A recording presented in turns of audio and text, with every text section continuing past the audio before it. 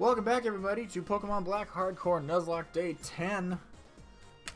We've done some preparation off camera. Actually, I did it many days ago, so I actually don't remember what I did anymore. Because we've had Christmas and New Year since the last time I streamed. I was doing better about streaming too, but I don't want this to not be done.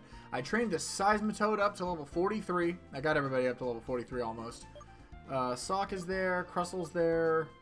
Darmanitan is there. Unpheasant, I'm probably not going to use anymore, so I didn't bother training it.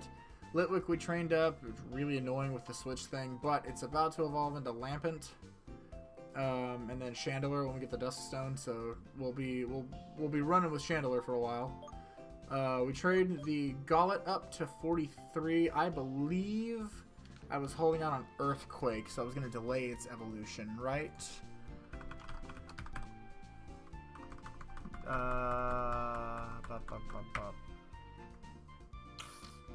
Okay, hang on.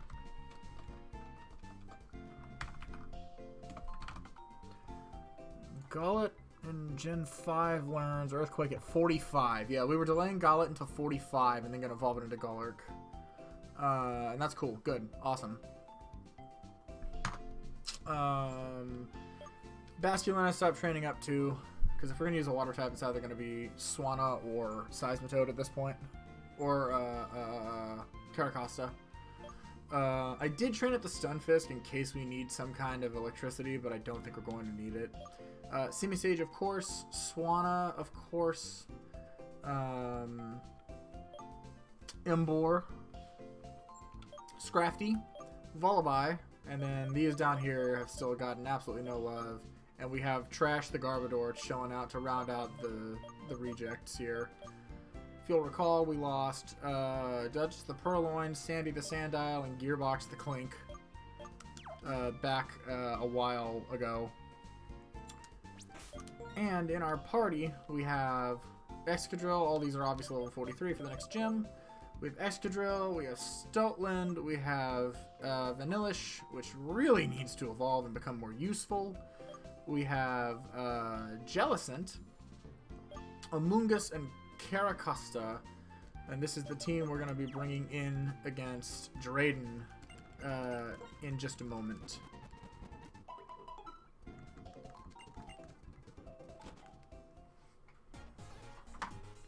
Oh, it's spring now.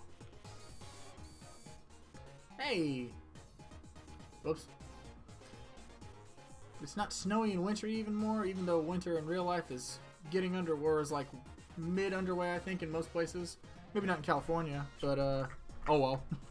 That's okay. It's been pretty cold at night here. Alright, so I gotta get back into the mode of Nuzlocke. Can't be losing Pokemon here. I gotta do this whole stupid puzzle again, but I already beat everybody, so I just have to run it.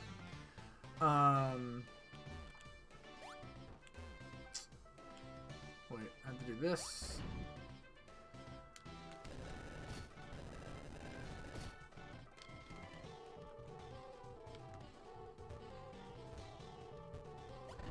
Yeah, I'll just fast forward this because it's really annoying. And we already saw this last time, and it just takes too long.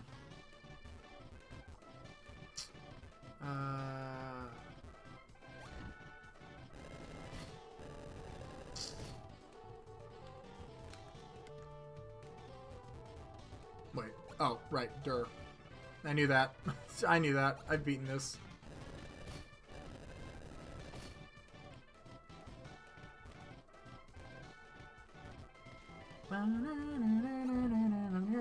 The sped up, like, chipmunk version of this is pretty funny.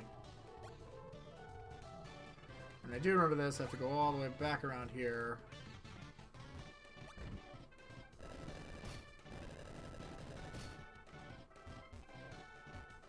It's a long gym.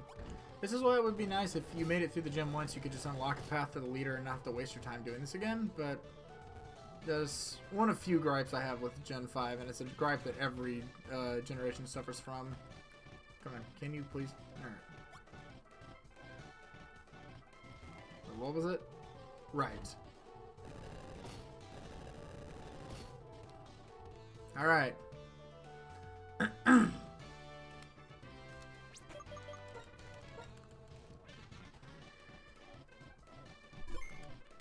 So, here we are. We're about to take on the 8th gym leader, Drayden.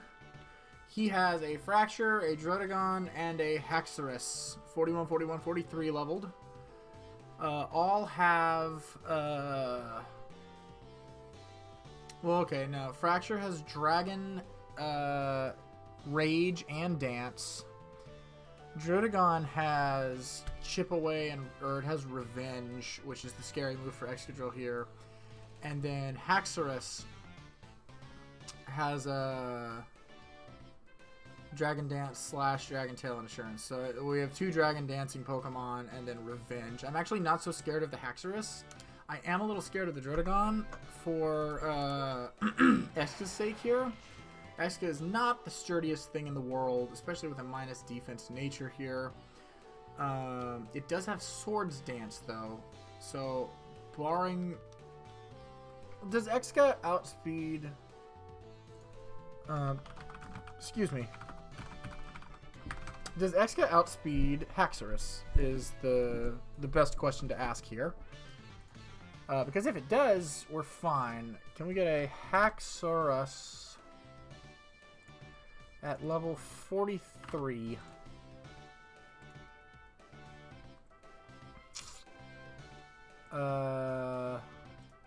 Okay, even with a neutral speed nature, it will outspeed this Excadrill by quite a bit. Okay, so I don't believe I have anything faster than Haxorus, which means I need something that can take a hit from it. So what have we got? You, right? 132 defense. That's pretty sick. It does resist water, though. So I guess I could just Rock Slide. I could Rock Slide it a couple times. Might need a couple Pokemon to switch in here to take care of the Haxorus. This thing ain't the choice.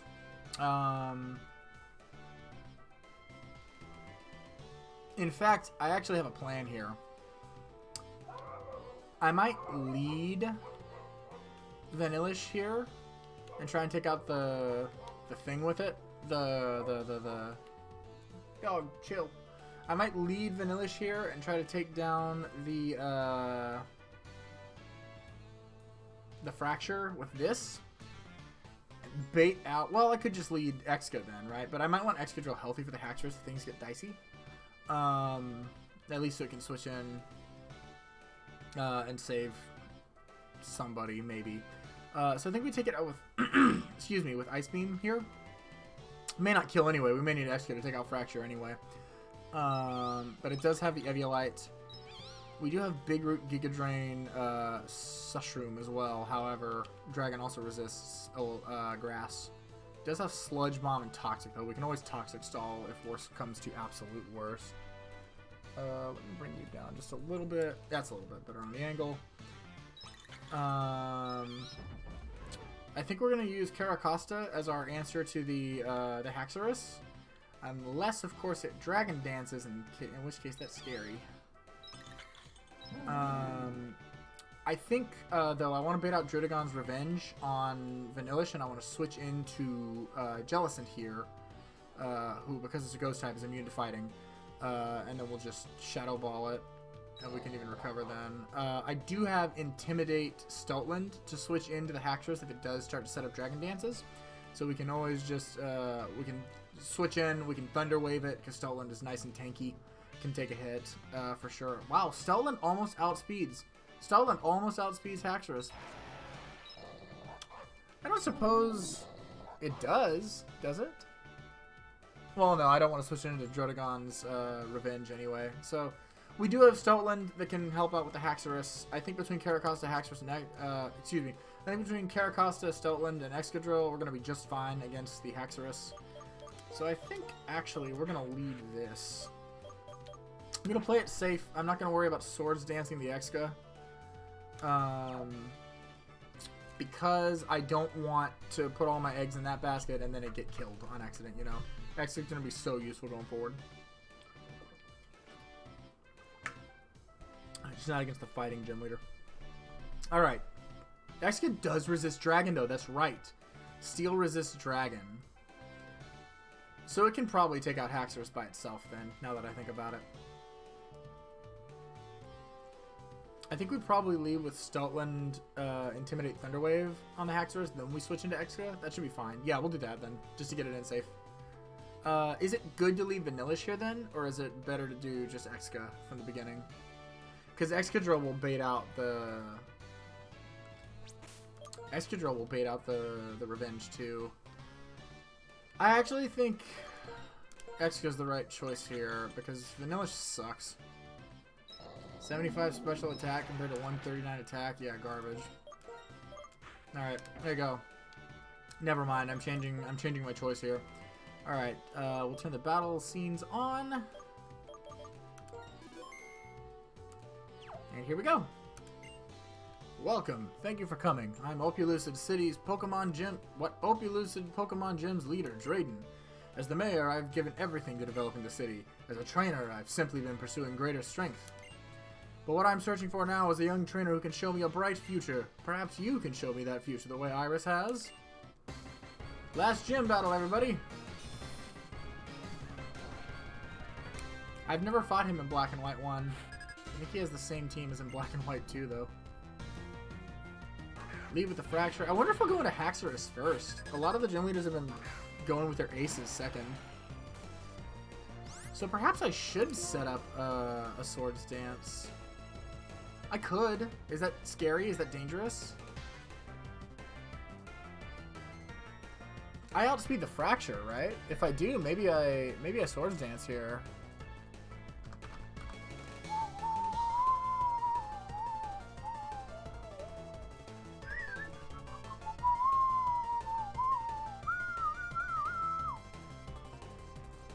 Even with a plus speed nature?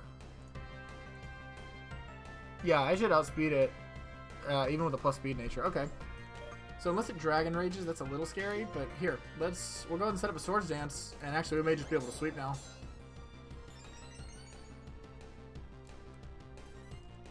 Oh, it Dragon Dances. I think we're still okay here. I'm not worried about its attack. I think we still outspeed it, though. We do not, but that's okay. Just gonna Dragon Dance twice. I actually hope he switches to Haxorus. I hope he goes Ace on the second now, because I have a set up Exca. I actually could have maybe set up twice on him, but that's getting a little scary if he goes for 2 Dragon Dances there. He does go Drayden. Okay, I actually have a question. I kind of want to stay in here.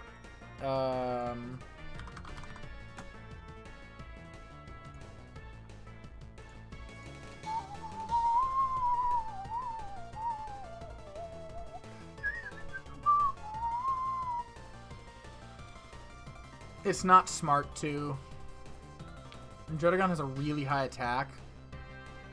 Exca has bad defense and is weak to fighting. It doesn't get stab bonus on it, of course, but... And I would definitely outspeed it. I just don't know if Stab Earthquake kills this. Plus 2 Stab Earthquake from an Excadrill, though? That should kill, right? Let's check it out real quick. Sorry, I just don't want to, like... Oh, sorry. I don't want to give up the... I don't want to give up the Swords Dance if I don't have to.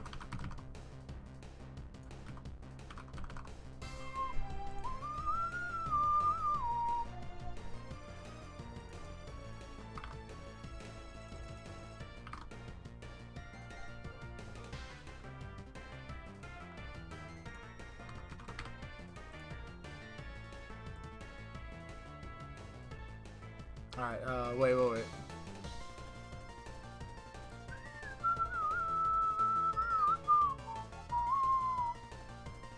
It says guaranteed Oko on Drayden. Okay, we're doing it then.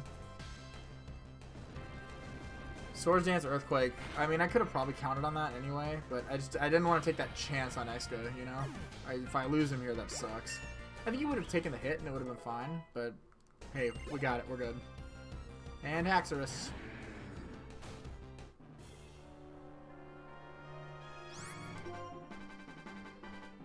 This thing will outspeed me. I don't care though. It can't do anything scary to me. It can Dragon Dance, whatever. It'll die, I think, to 1 Earthquake anyway.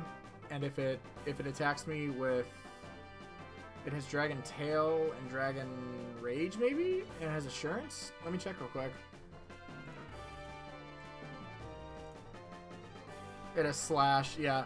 I resist Slash because I'm Steel. I resist Dragon Tail because I'm Steel. Assurance. That's not going to kill me. So I kind of don't care what it does here. I'll take the hit and I'll kill it with Earthquake. And all it does is Dragon Dance. Yep, that's going to be it, Drayden. Good job. You didn't even hit me. Cool. I could have had a little more faith in Swords Dance Eska here, I think. I didn't probably need to calculate quite so carefully against Drayden because it was going to die. Yeah, there we go.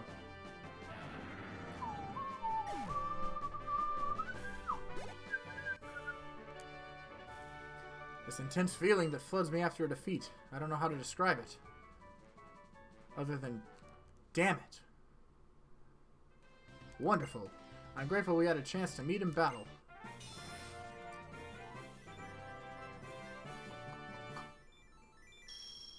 And that's gym badge number 8.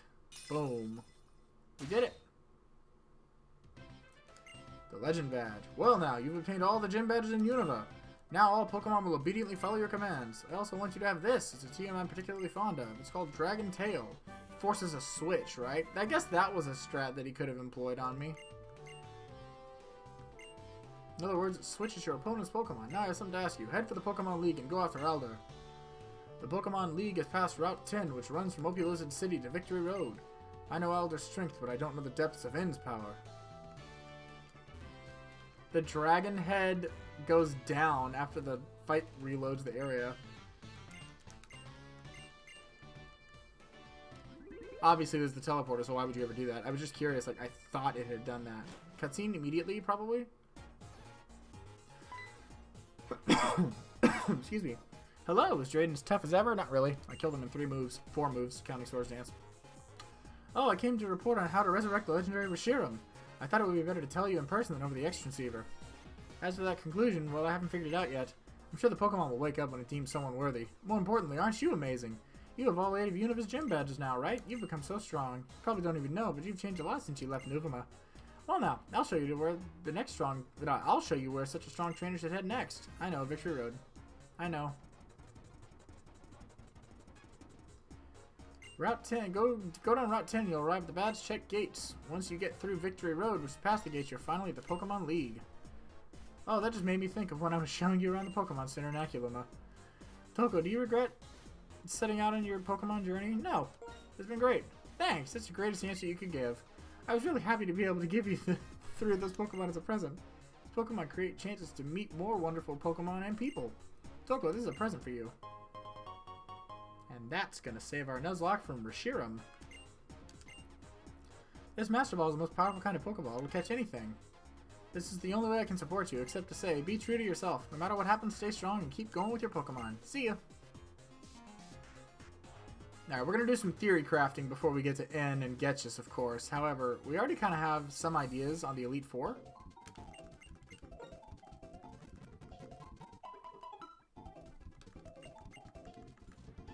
Alright, for now, though, we have a Cheren battle to get ready for. And when we fight Cheren, he's going to have an Unpheasant.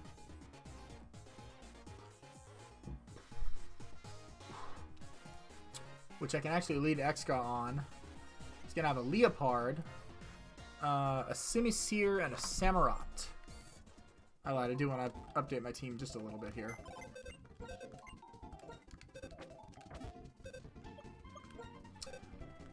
I'm not going to run Toxic Stall Amoonguss for now. Not for a little bit. We're going to bring Scrafty back into the game. We're going to bring these 2 for sure. Vanillish, you're not coming along anymore. You suck. We're going to bring Simisage for the Samurott. And Jellicent, while not bad, I don't want 2 water types. Do I leave Caracosta? I actually think I might swap Caracosta for Crustle now, just to get the bug coverage. I don't have any fire. Do I need fire right now? This isn't the team I'm tackling Victory Road with. This is just a Cheren counter.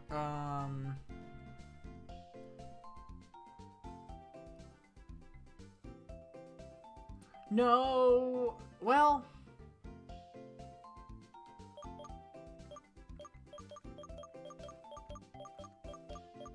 Maybe I'll bring Seismitoad. Surf, Brick Break, Dig, and Rain Dance. Rain Dance is a bad move. We're gonna work on movesets too. We're not grinding right now. I think we're just gonna go take on the Cheren battle.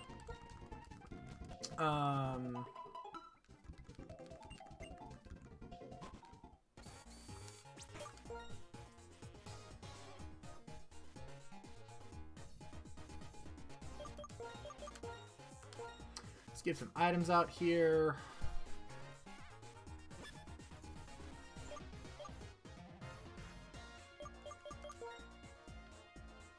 Go ahead and give... Well... No, we'll give you the expert belt.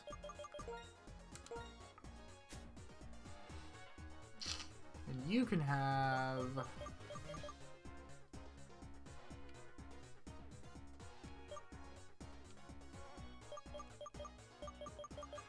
You know what? I'm gonna give it the float stone just in case of like Grass Knot. Because Grass Knot topples you and uses your weight against you. I can't go out this way, right? Or can I? I cannot. There is something ahead, and the road is closed now. Cool. I was like, can I get another encounter? I didn't remember being able to do that, though.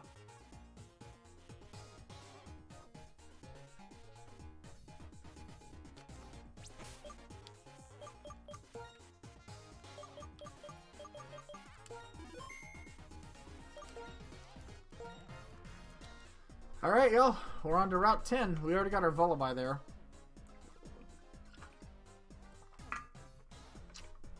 We do actually get one more Pokedex 100. Do I get any other TMs from Juniper?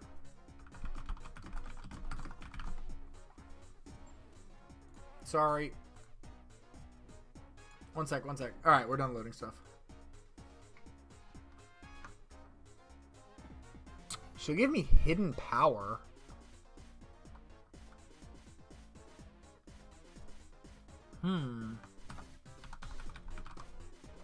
Yeah, she'll give me hidden power, she'll give me protect, which I have, and she'll give me false swipe, which I have. Is hidden power good to have here? Effectiveness varies with the user. Alright, explain how hidden power works to me.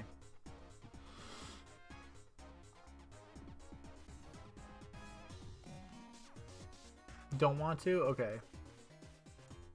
Hold on. Figure this is a cool place to like leave the music and talk about it. Alright. Hidden power deals damage, however, its type varies for every Pokemon, depending on that Pokemon's individual IVs. This makes it a useful move for coverage, given that a Pokemon... Yeah, I know all this. It can be any type except for Fairy. Except normal or Fairy. It can receive Stab. You can find hidden power.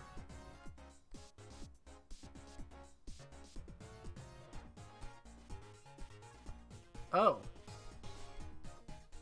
Okay, so we can go to Mistralton, or Mistralton, and we can figure out what type our Pokemon would have for hidden power. That might be really useful.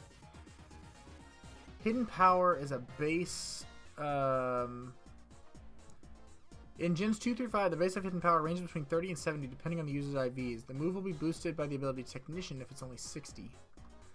So it was Gen 6 and 7 that it got a buff to be base 60 power? Okay. That kind of sucks. I won't know how strong it is. You know what we can do, though? I don't have Swanna right now, do I? Alright, I don't need it for Cheren. So before Victory Road, we'll go grab hidden power and we'll go figure out if we need to use it or can use it. Hi, trainer. Do you have a minute? There's a big storm on Route 7. The storm seems to be different from a natural phenomenon. So strange. What?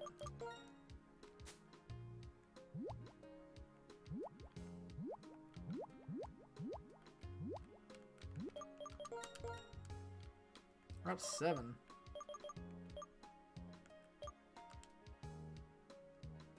I kind of want to go...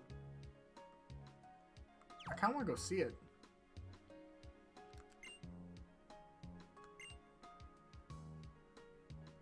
Different from a natural phenomenon? What is that? Is that a legendary? I don't think so, right?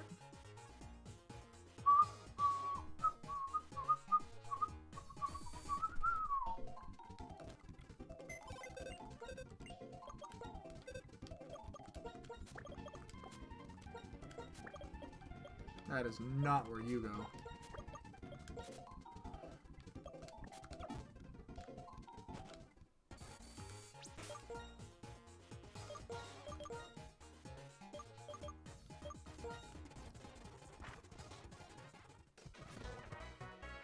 Oh, we haven't seen this place in the spring. It's beautiful. This whole game is so much more vibrant not in the winter, but winter was nice and cozy, I think. Whoa!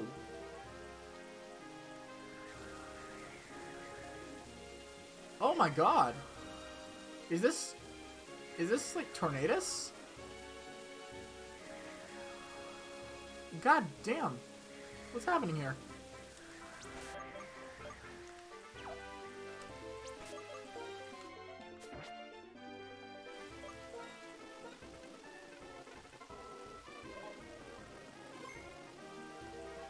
I'm worried something might, like, kill it.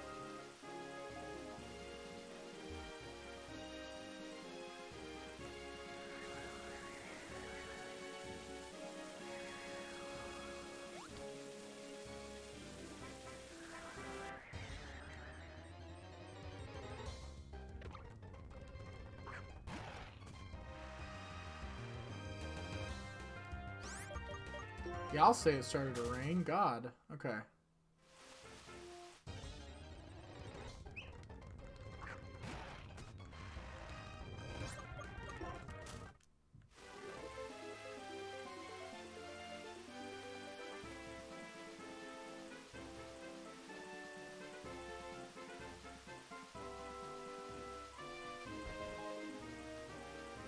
My, that Pokemon has come again too. Oh, there is something going on. Now, child, don't you go heading into the tall grass. That Pokemon might be too much for you. Well, we'll catch cold talking of this rain. Come here. I never knew this. What is this? What's happening here?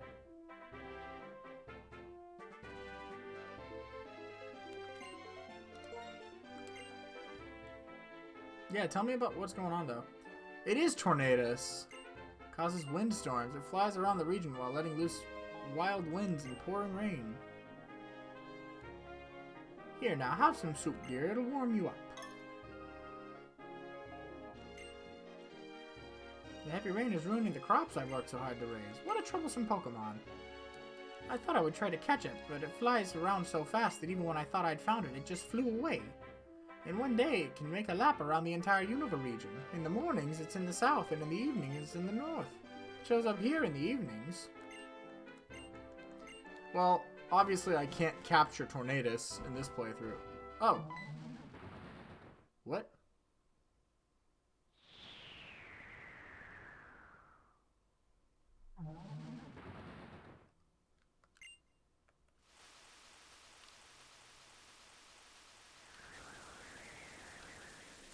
Ooh, what a storm. Apparently it's that Pokemon's doing.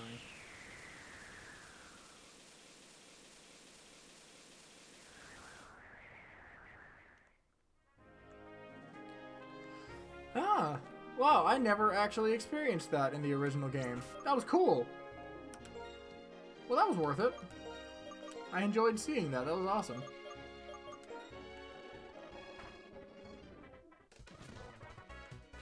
Let's go see what the hell abilities our Pokemon could have with hidden power.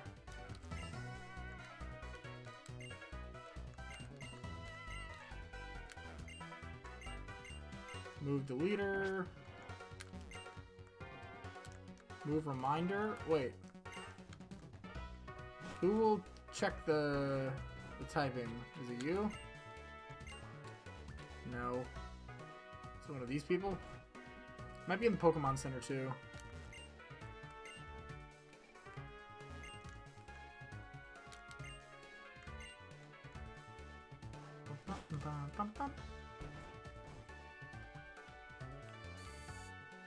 Might be in here.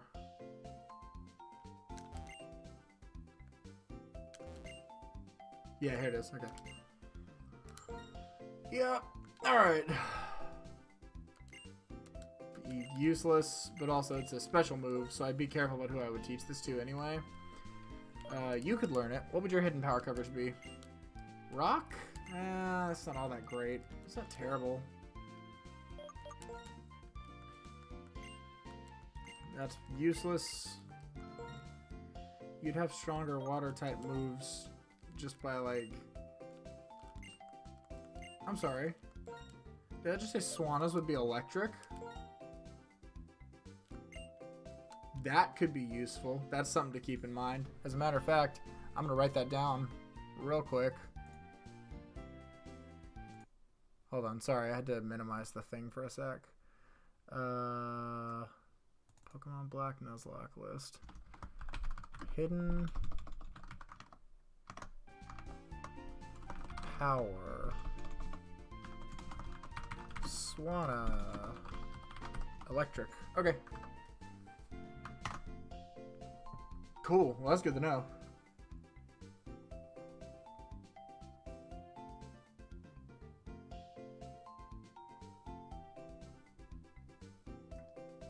Okay. You know, while we're here, let's just figure it out right now.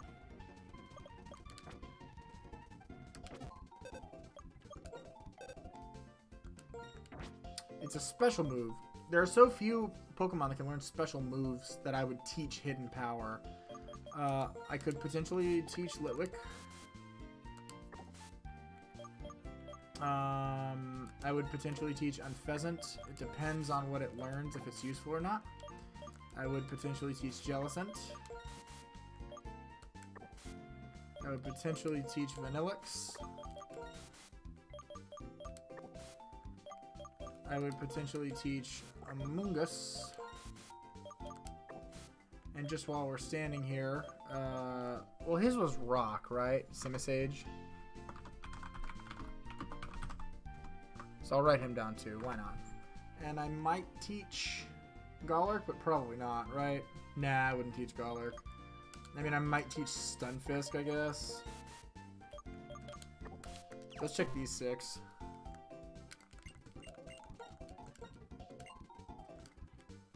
Fighting on the ghost type? Is that useful?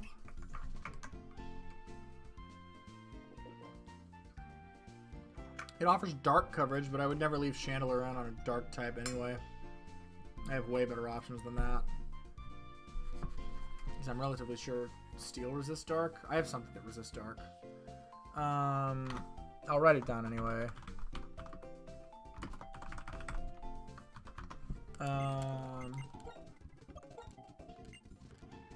Fire, that's pretty useless. Water is pretty useless too for Amoonguss. Ground for Jellicent? That could be interesting.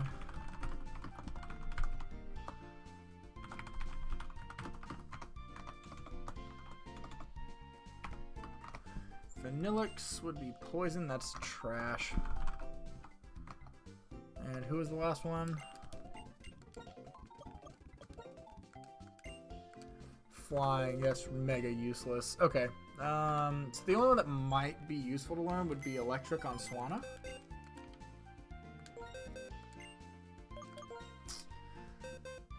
So let's grab our team back that we had.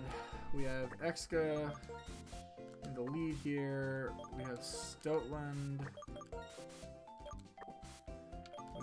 We are going to take Swanna for right this second. I didn't actually... Well, Jellicent will stay. I'll swap Jellicent in again soon.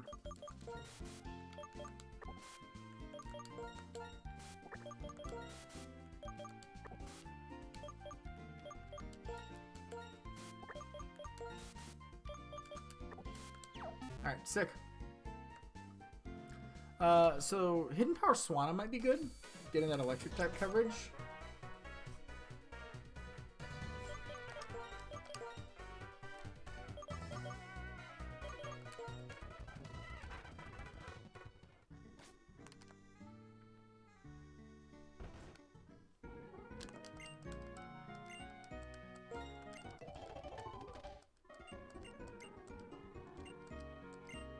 What?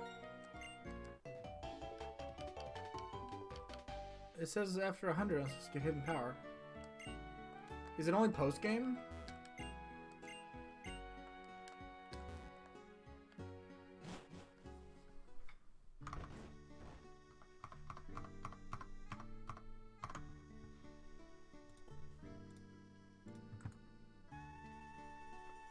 Hidden power. Nuvema town from Juniper after seeing 100 Pokemon. Hold on.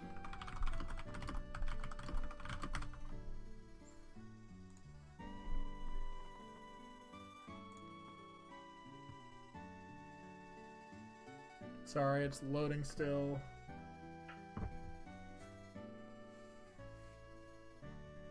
Shit, might have died this site. What the hell? Come on. Okay, fine, don't.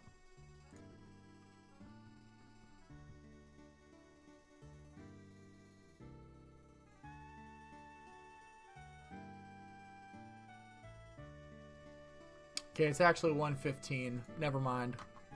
We can probably still get that before the end of the game. So it could still be useful, but it's not 100. It's 115. So that's not very helpful, is it?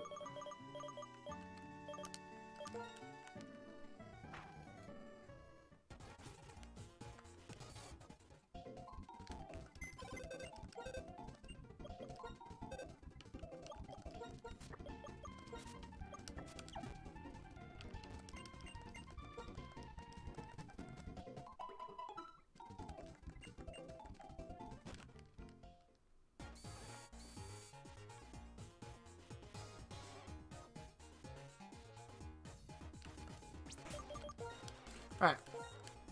Cool, we're moving on finally. Give me just a sec here.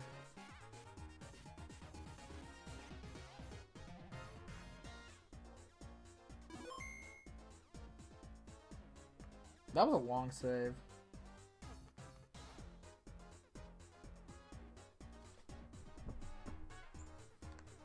Okay. And now we move on. Last route.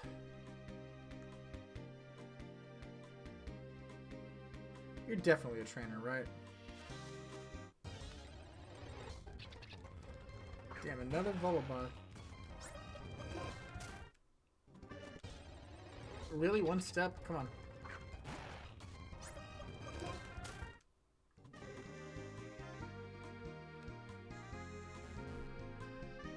I gotta find my Dusk Stone out here.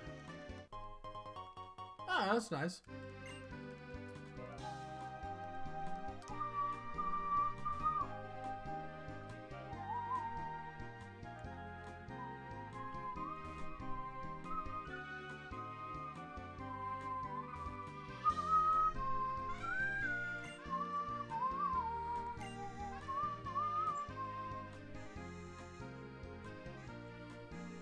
Drayden and Professor Juniper told me you're heading for the Pokemon League, right?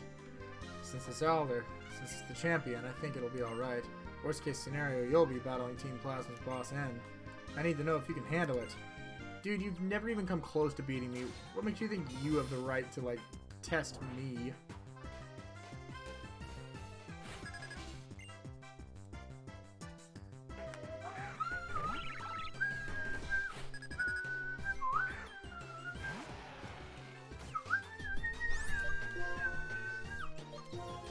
Slide should take care of this real quick. Oh, it didn't die. Not bad. Use it, Cheren. Let's see what you got. You're stalling. Is that what you've learned? Double protect. All you did was taunt and detect twice and then taunt again. Gotta make sure X-Cut doesn't overlevel here. We have level 50. Our next cap is 50, so we've got a little bit.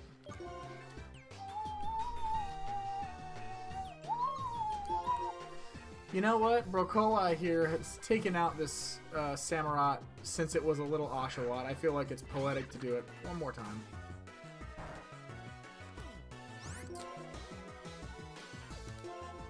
I think Seed Bomb will probably take it out. No, it survived one. Ooh, scary. I am faster, and this can't miss, and I know it'll die. So that wasn't a scary choice at all. Crit slash would have killed me, I think, though. I didn't think of that. I didn't think it had slash, actually.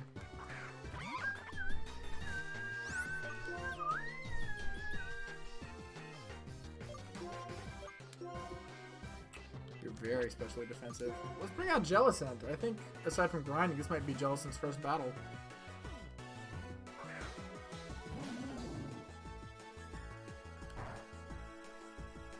Yeah, that's nothing, dude. Have that surf. That was very respectable for not being a very specially offensive Pokemon.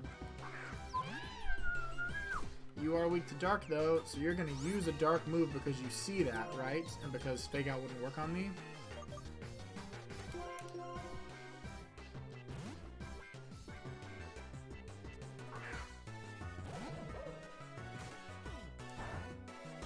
Nice.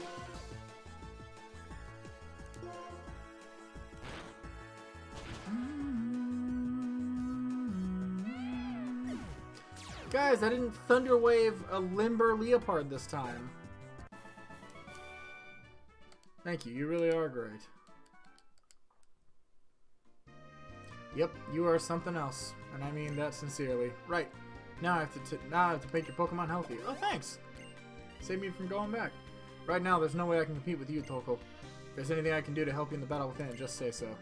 Toko, there's not much I can do to help you, but I want you to have these. Thanks, they're useless in a Nuzlocke. Still, it's kind of funny. Everyone's so different. Funny? At a time like this? Come on, Cheren, could you just smile for once? Taking everything so seriously all the time isn't going to change anything. You know, since we met our Pokemon and walked the same roads together, a lot has happened. We've all changed a lot. We found out the things we want to do and the things we can do are different for each of us, right? That's what's made our journey so worth it. Somehow all this just makes me happy. So that's what you mean. You are right that we're all different and we should do things that we can do. There are as many truths and ideals as there are people in Pokemon. The most important thing is that we help each other out. That's why people in Pokemon are always by each other's side. That's what I've come to think lately. Toko, if anything happens to you or Alder, I will do everything I can to help you. That's why I have to keep training and getting stronger. Just don't be reckless, okay? He's gone. Toko, me too. I'll do my best to help if I can. So, I wish you could say something like totally inspiring, you know? Okay, best foot forward. Thank you, Belle. Let's go find that dust stone. I could have delayed the encounter to here. I didn't realize there was doubles grass. I could have tried for a double encounter and see if I got anything better, but I didn't. That's okay. We're gonna be fine. We have a good team.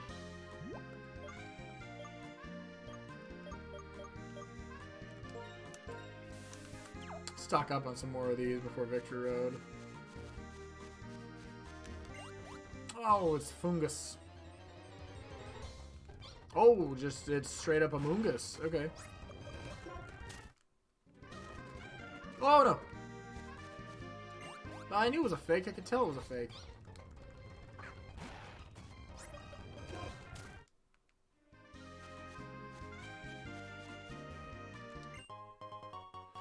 This is a fake one too. I'm gonna click on it just to prove it. Oh, it was a Dawn Stone. I was wrong. There's a Dusk Stone out here too, yeah?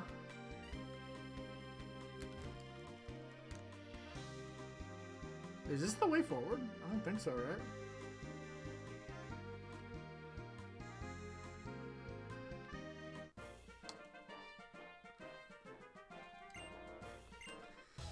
That's okay.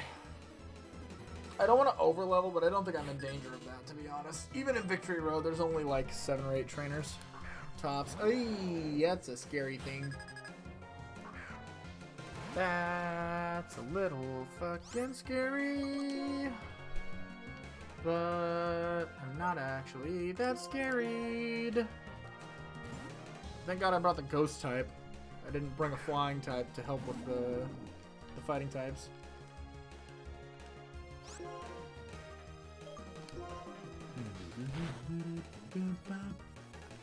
Wow, nice crit. Okay, this Jellicent is putting in work.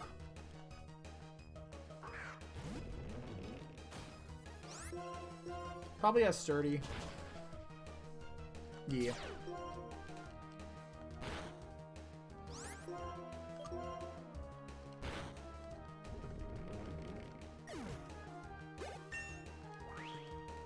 This was a good investment, this one.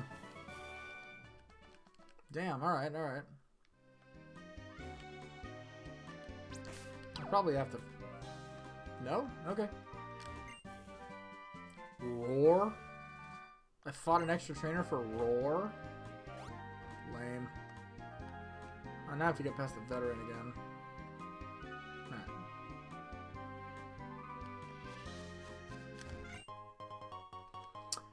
Full restore, but no Duskstone.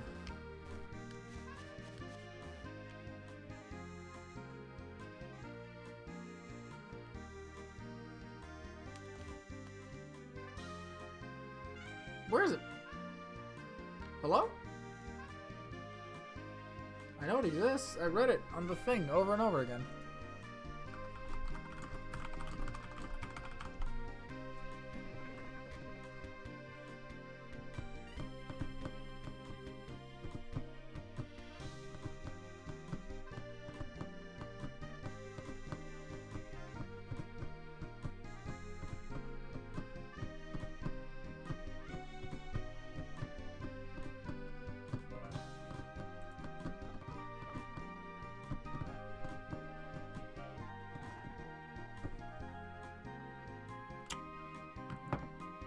No, not shopping. In black and white, you can get one on Route 10 in Mistralton Cave, and then Dust Clouds. Well, I didn't get the one in Mistralton Cave, did I? Actually, did I? Did I forget that? Do I actually have a Duskstone already? Shiny Stone, Sunstone, Thunderstone. I do not have a Duskstone already. Okay, so let's go to Route 10 then, I guess.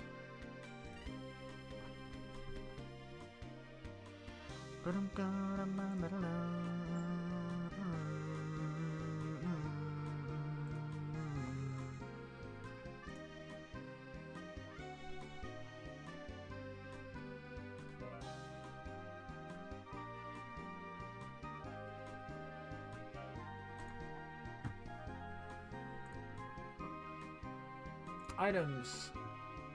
Duskstone from the male veteran southwest of the northern bridge. Oh, I have to fight somebody. Uggy.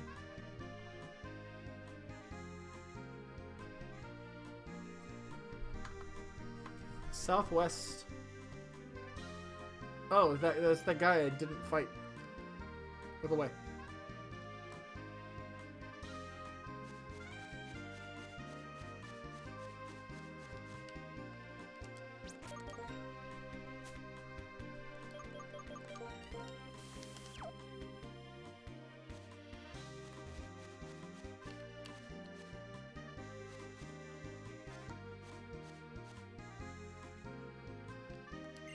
Oh.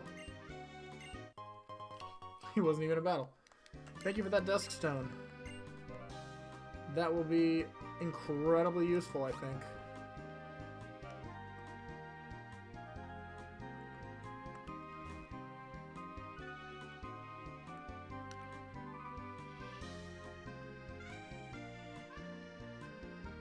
Alright, the badge check gate.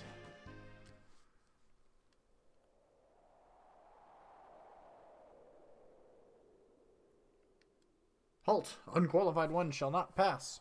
We used to be Unqualified Gaming. Check that out if you want to see some 4-year-old videos. One sec.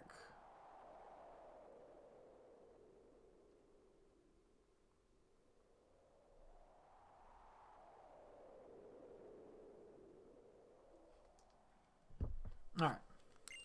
The key to open this gate is the trio badge.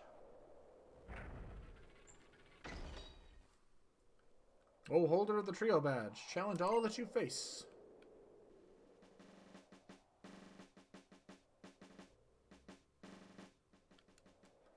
The basic badge.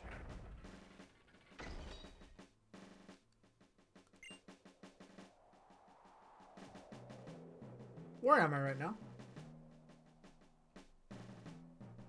Is this an encounter pool? Hold on, hold on.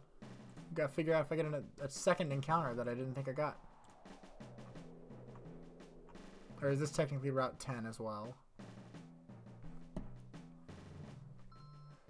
Chock full of show-offs.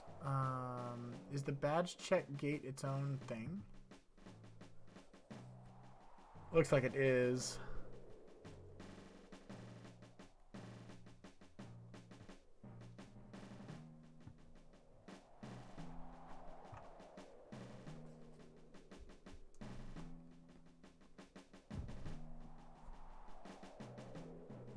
Okay.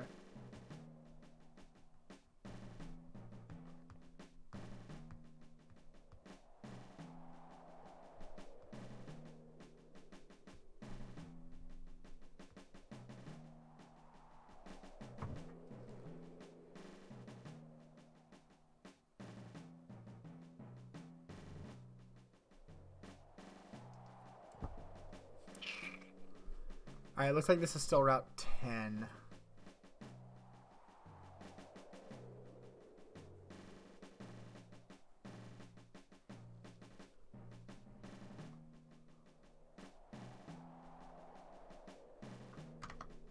Okay.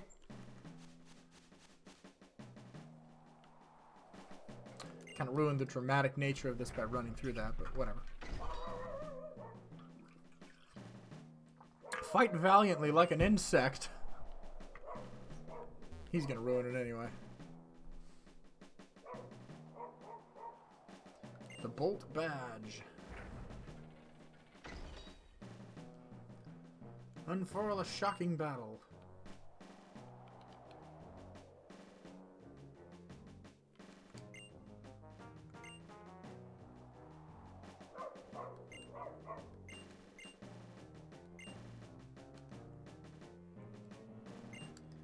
Quake Badge. Make your foes' hearts tremble. This is cool, the layering the music.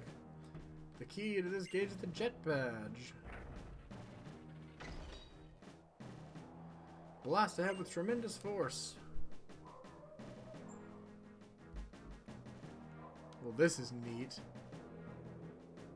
Whee!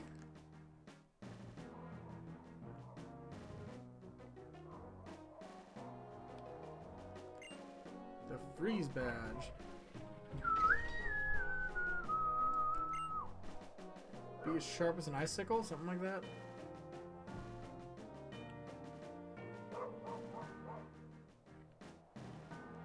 The Legend Badge.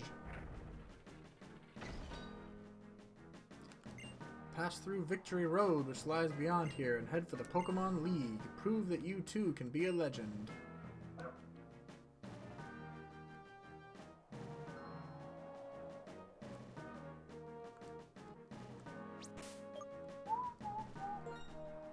I'm gonna be honest, I was remembering Pokemon Black and White 2, where you get a little Pokemon Center and a whole area in front of Victory Road.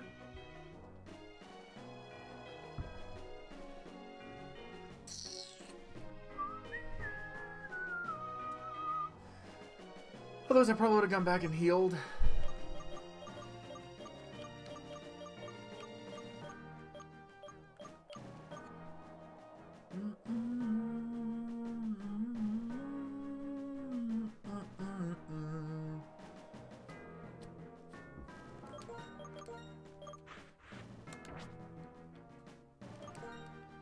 We're gonna get our encounter then, at least.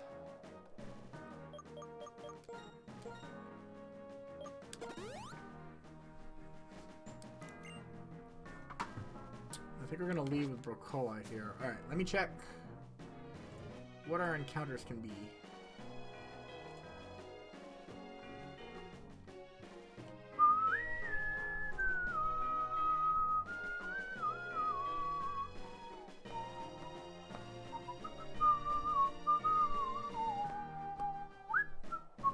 Oh, this already counts as Victory Road. I found the encounter table.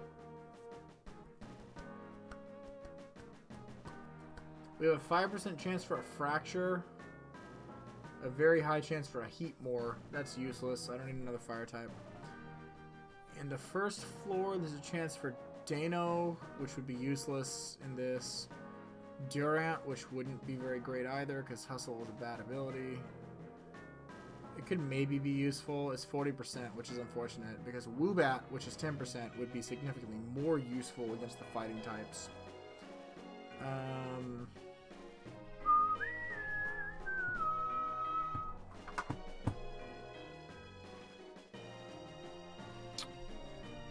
On the second and third floors, you can get Boulder for 30%.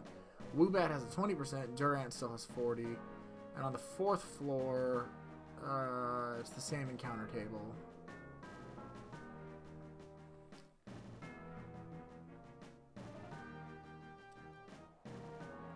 It's the exact same encounter table all the way through.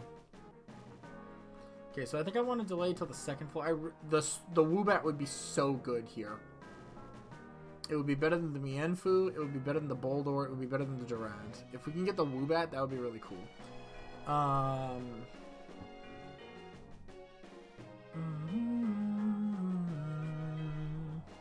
So I think we delay until either the leftmost room of the first floor or floor 2 and 3. I think we go floor 2 and 3 just to be on the safe side, though.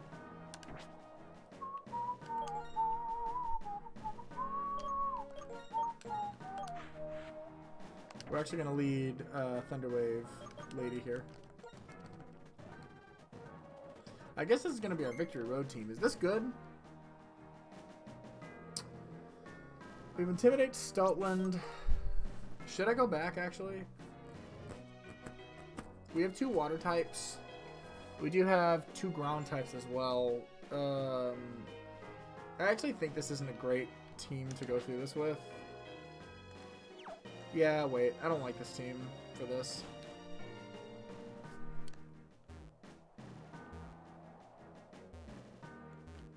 Are you serious? Okay. I'm gonna have to go all the way back on foot because I didn't bring my flyer, but that's okay. There is a Pokemon Center at the top of the Victory Road. I didn't realize there wasn't a Pokemon Center though. I guess that was a Black and White 2 thing. Oh. Oh god. I didn't realize. This is a different encounter table though. This is also a dupe. Herdier. Wait. Is that accurate? Was I looking at the right encounter table here? Outside. No, I guess I am looking at the wrong encounter table here. That must have been Route 10 then. Route 10's encounter table does have Herdier. Okay. Yeah, sorry. Okay, this is not Victory Road encounter table. This is Route 10. Okay, whew, that scared me. I was like, oh my god, I just wasted my encounter. Turns out I didn't, though.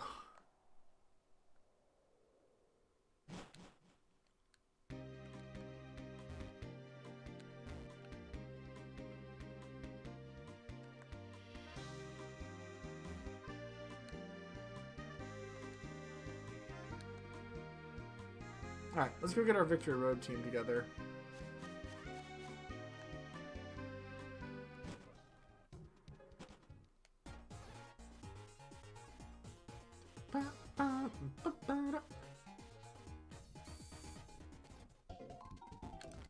I guess I wasted that potion then, didn't I?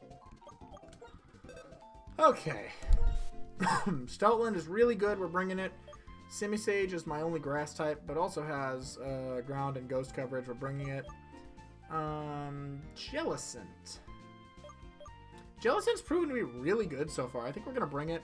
Of course, I think Scrafty's good to bring here, and I think we actually swap the Simisage out for Crustle or Swanna or Imbor. Maybe we want the fire type.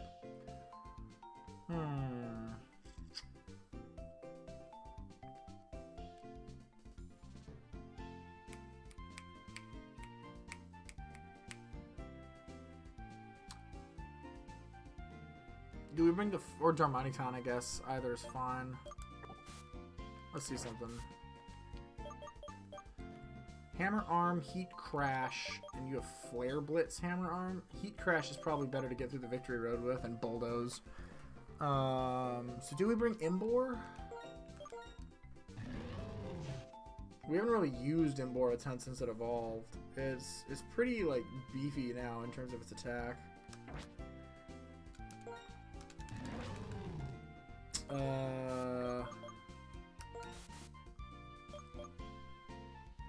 Do we bring it over?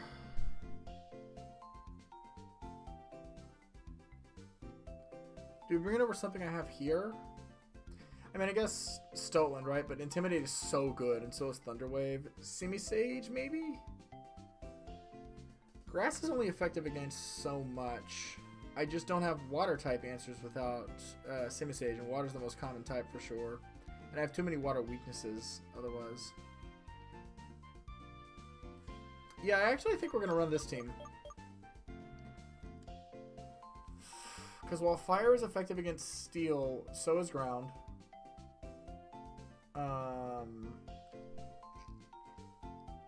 While fire is effective against grass, so is bug. And I'm not really scared of grass here. What's in the Victory Road? What trainers? A Whimsicott and a Zebstrika.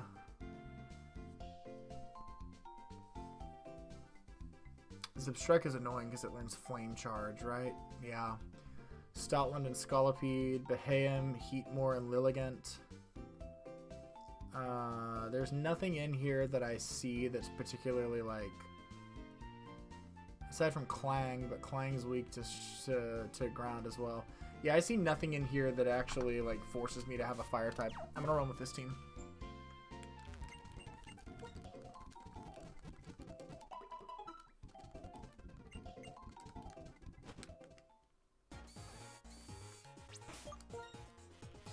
Okay,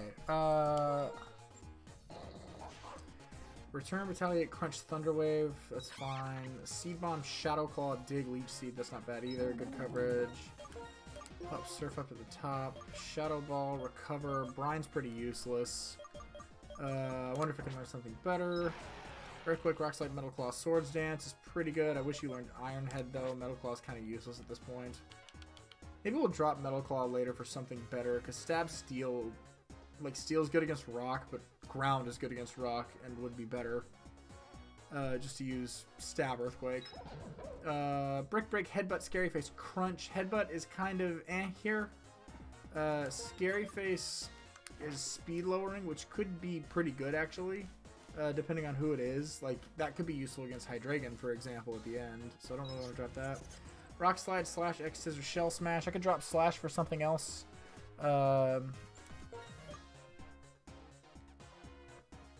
Shell Smash is pretty good, though. Rock Slide, X Scissor, both great stab moves. Why don't we glance at the TMs real quick, see if there's anything else I can teach Jellicent that's useful. Aside from, like, Toxic.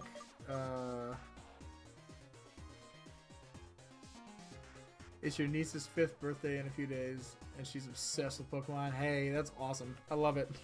Also, hey, how you doing? Happy New Year again.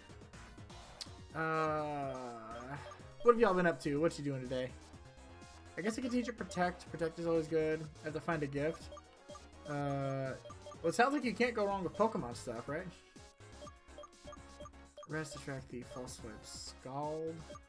Will-O-Wisp might not be terrible.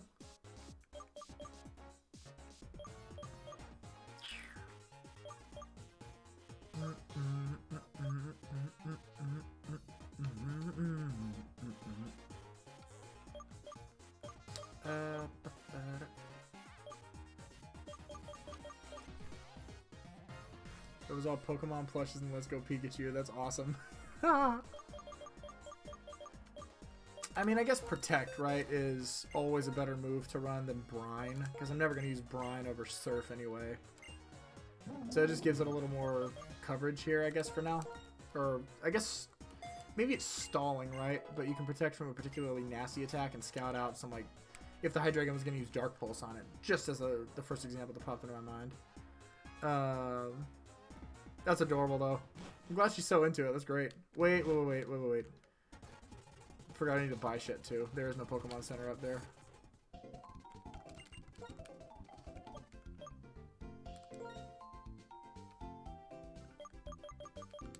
Grab some more just for that last encounter, just in case. I think we'll have the chance to do this before the Elite Four. But let's go ahead and grab a bunch of full restores between the Elite Four. That's fine. Grab a few hypers. No, I won't have plenty. Maybe we'll go on max potions too. Max repel. That's plenty. Very similar to how I was at her age. I'd like to think it's punishment for my brother tormenting me in childhood. That's fantastic. That's fantastic. That's so good. We're good on escape ropes. We're good on full heals and stuff. Yeah, we're fine. Do you have anything? Quick ball I have bunches of. Yeah, whatever. We're fine. Cool. Yep, there he goes. He's roaring.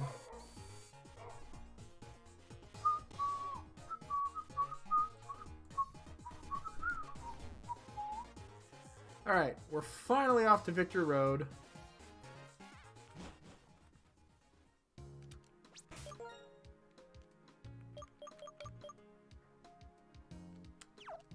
The past few days, Nova's been finding her bark. Uh-oh. She and Bowie are going to be barking like fiends at each other.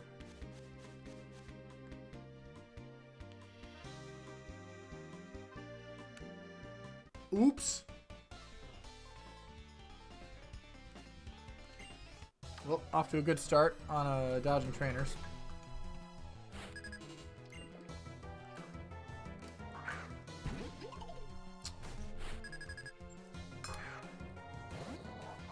Maractus? Okay.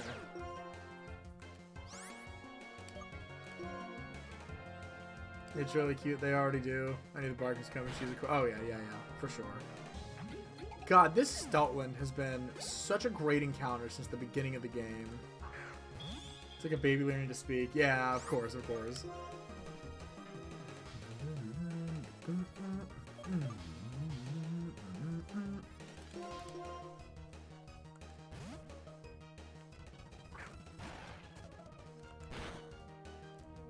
That was neutral. That's upsetting. Wait, that'll kill now. That's scary. I guess this was the switch, right?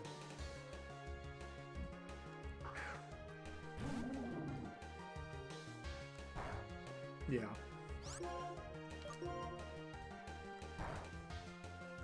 Oh, I got frozen. Oh, and I thought out immediately, and I Cursed Body disabled it.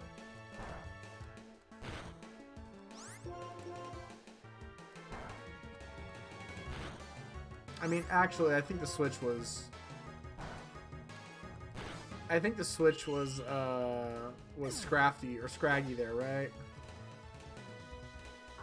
Lomolo.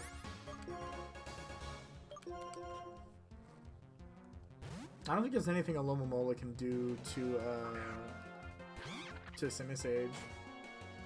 Yeah, Aqua Ring, whatever. It is pretty tanky, so C-Bomb's not going to drop it in one. Yeah. Came close, though. Dive? Yeah, you're good, you're good. Wait. Does this work? That's so funny. This is not going to kill, though. So... let's just let it come back up, and I'll just C-Bomb it here. Okay.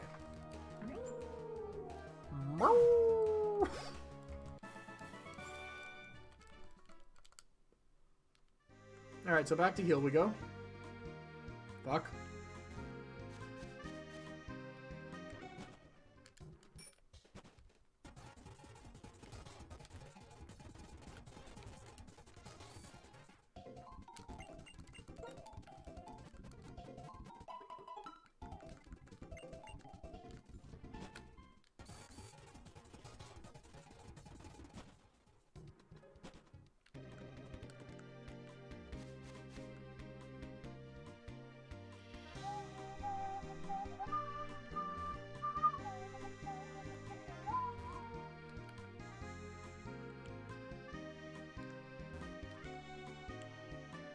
Alright. To the victory road at last.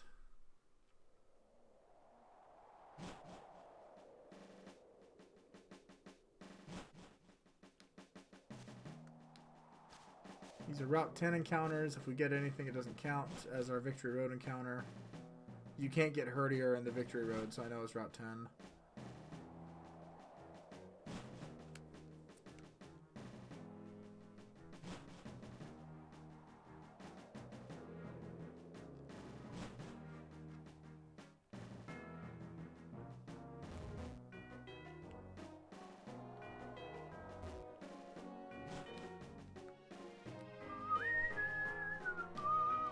All right.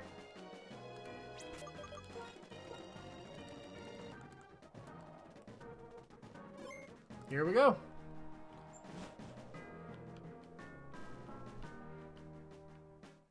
Victory Road.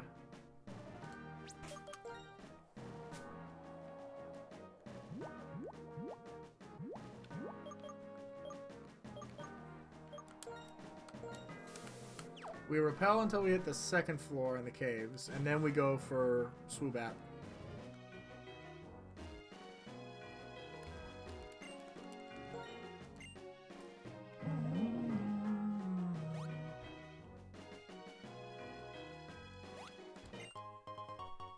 Useless.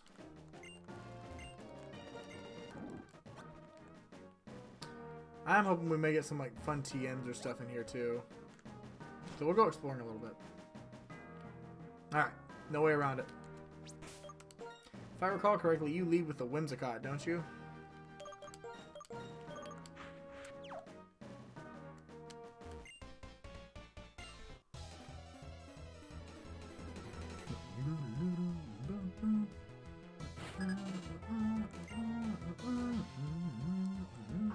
Yep.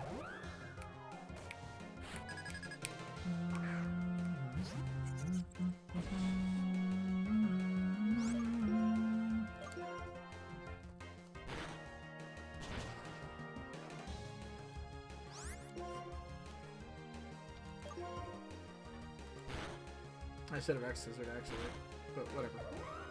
Okay. Got it. That thing is absolutely down now. Sorry. One sec. Okay. There we go. Got it. Ooh, that's ugly. Zubstrika. Am I scared of Zubstrika? It's not going to use an electric type attack here, right? But is it going to flame charge? Yeah, I mean, I guess flame charge will be neutral to this thing, right? I mean, here's our smart switch, right? As we go into intimidate Stoutland, cut its attack, so its flame charge doesn't hurt as much if it goes for it. I use discharge anyway, and I'm paralyzed now. That sucks. Let's try and get off a return. Oh, double para. That sucks. Okay. So it's going to use another electric attack, which means I think this is a pretty safe switch.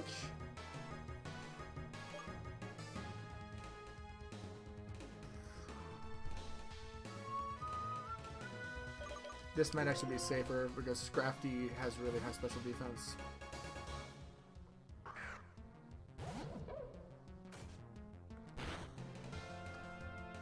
Woof. Jesus Christ. Really?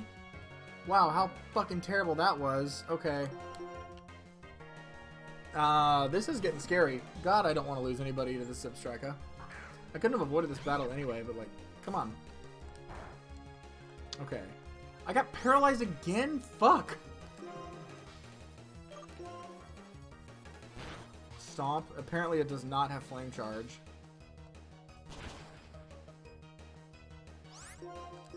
Come on. I flinched. Fuck. Well, now I gotta switch out. Okay, that makes me feel better though, because I know it doesn't have flame charge if it's stomping on my grass type. It's not using a fire type move.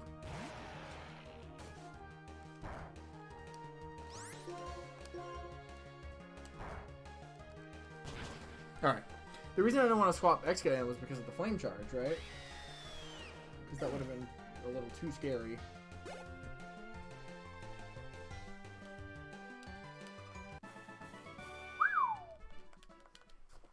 Better is a strong word for how I just performed. Okay, we got a team to heal up real quick. Trying to find her a Jigglypuff plush? Oh, that's adorable.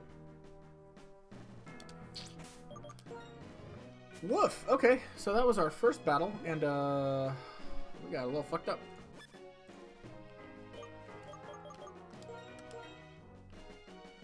Let's heal you up. Heal you up.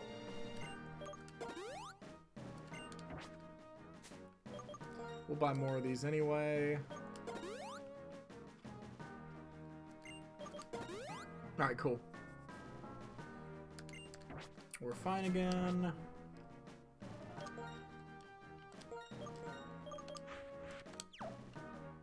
Alright, and on we go.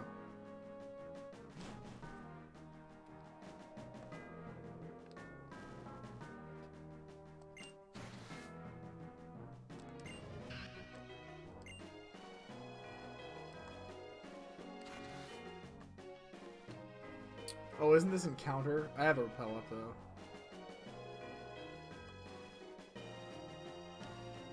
Is there something hidden out here?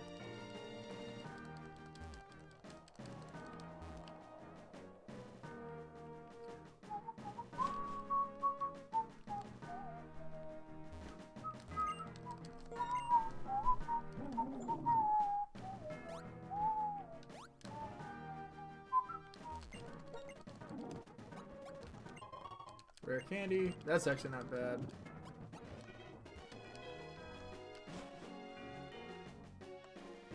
Alright, I believe this is second floor now.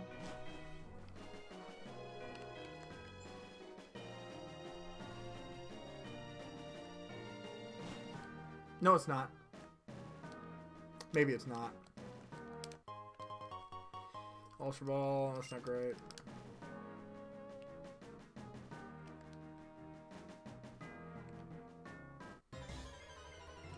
Alright, what do we get? We got a Mienfoo. Okay. Like, this is the second floor. Woobat would have been infinitely more useful here. Really scary to leave Lady in here against this.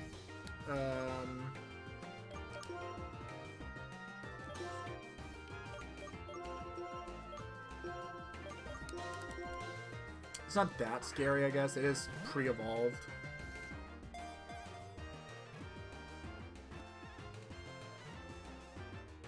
Got it anyway. Alright, cool. There's our last encounter of the game. Mienfoo. Not Woobat. I really wanted that Woobat. I've wanted it all game because I knew it would be really good against Marshall.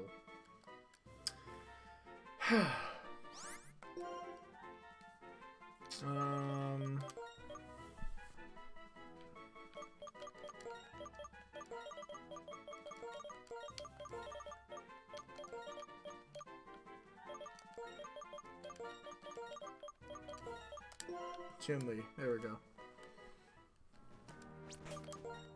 Okay.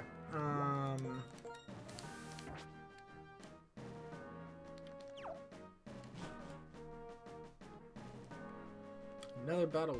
Oh, okay. I mean, I guess apparently we could have dodged it, but I didn't think we could, so whatever. While this loads up, I'm gonna look up Mienfoo.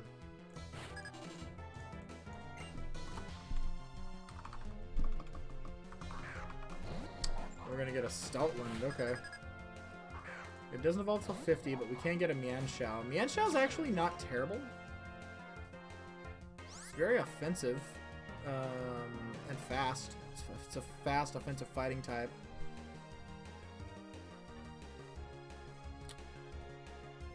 It's actually maybe not bad. That could be useful. It actually might be really good against Grimsley, now that I think about it, but... Alright. Well, anyway. Let's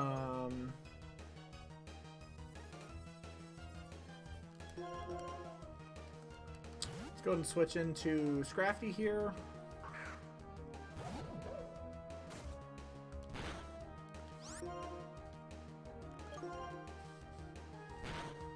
I'm a little scared of this thing with the Retaliate. Retaliate is if I make something faint. Yeah, this is fine.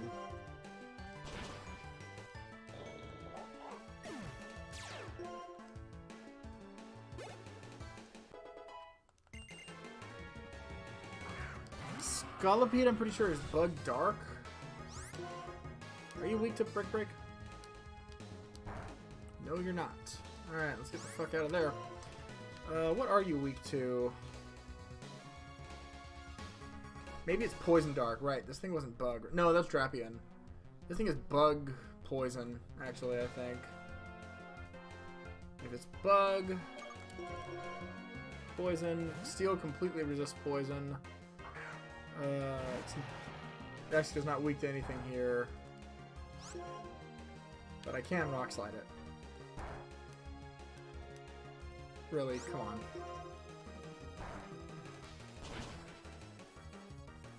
You lived!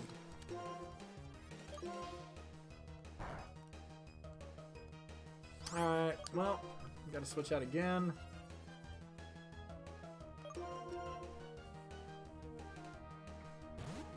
Jellicent is very tanky, that's part of the reason I bought it too.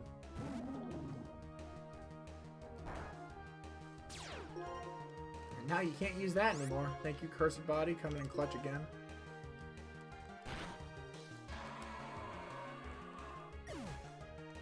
That cry, dude. Kamiensho might actually be pretty good, depending on what its ability is, too. Now that I'm thinking about it. Speed is something my team lacks a little bit. Mienshao is very fast, and its abilities can be Inner Focus or Regenerator. Regenerator would actually be really fucking great. It's not going to have Regenerator because I want it to. Inner Focus isn't terrible either, but it's just not as good for sure.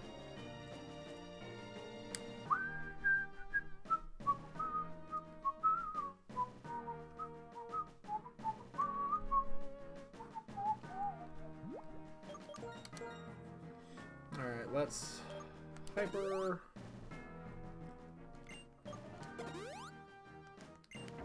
And then we'll full restore Scrafty. Alright, cool. Moving on.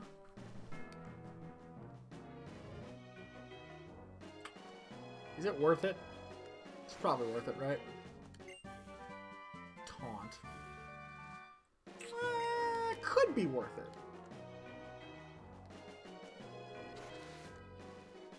Could potentially be worth it.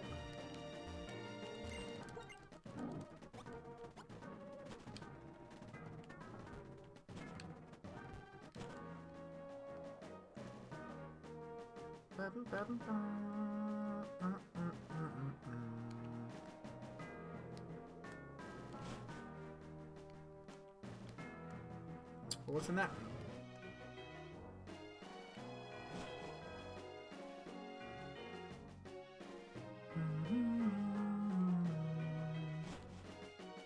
Aside from an ambush if you come up from the floor below.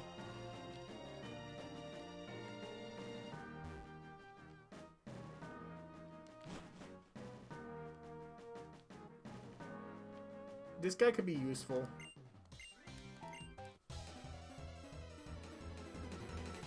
And get an item down there. What is in Victory Road?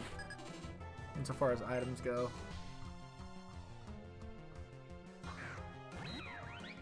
Wild Charge is in here. Wild Charge could be really useful, depending on if anybody can fucking learn it. And Dragon Claw, that could be interesting.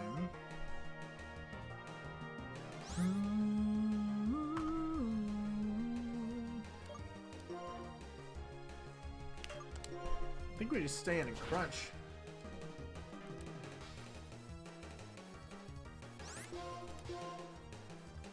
I'm not fully sure what Telekinesis does here. It hurled Stultland into the air. But what did it do? Levany.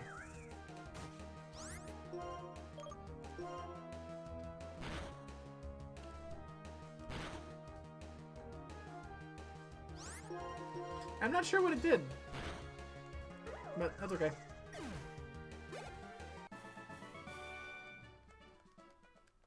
And now we get free heals.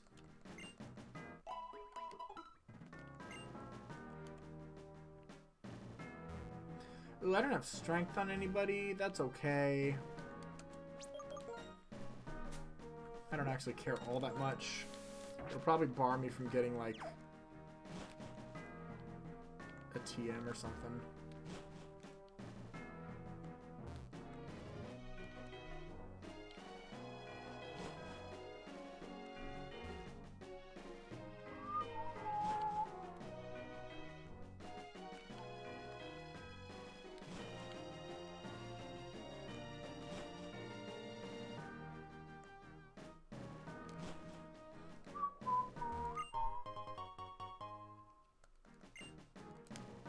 Full heal. I actually have an idea. We could...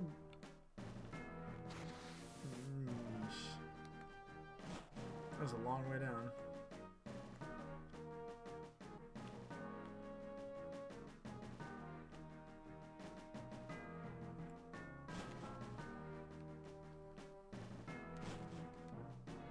Oh! We made it.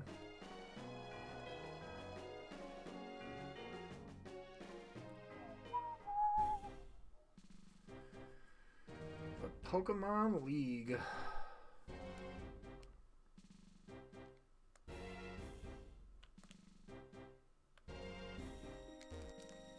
My brilliant thought was this.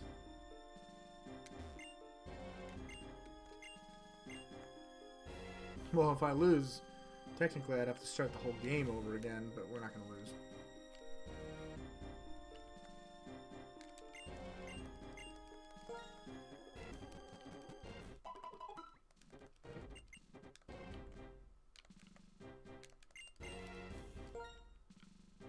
Alright, we'll do some more prep in a minute here.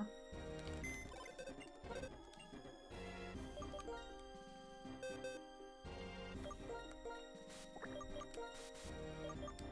bring Sock.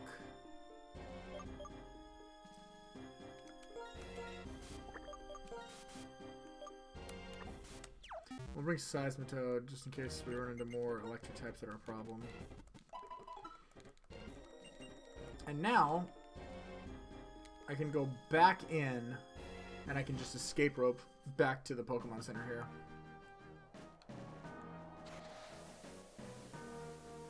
Oh, that's not really what I wanted. I had to find a nugget, though.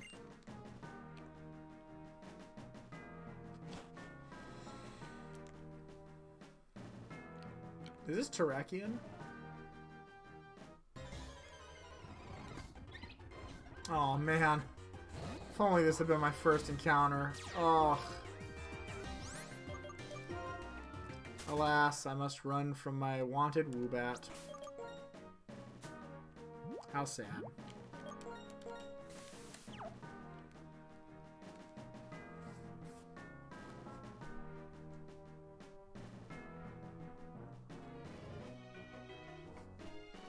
Hang on just a sec here.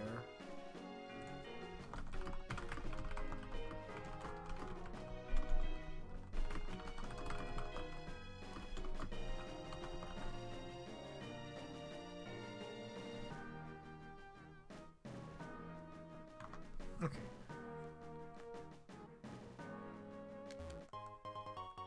Max potion.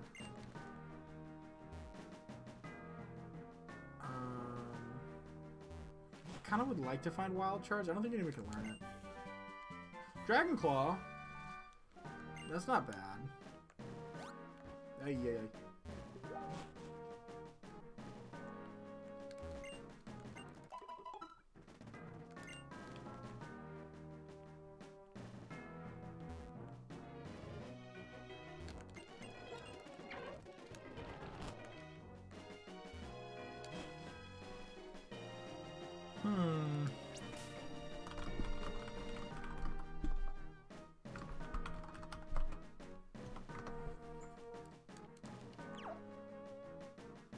I don't think I did anything out here, right?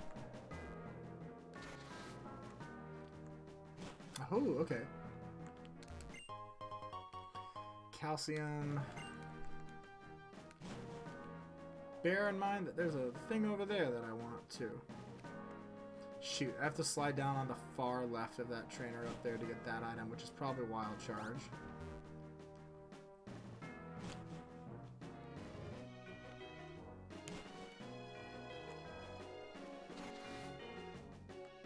How do I get that? Do I have to come at it from below? Huh. Well, if that's not wild charge, I kind of don't care. I just wanted the TMs, honestly. The rest of the items are kind of superfluous.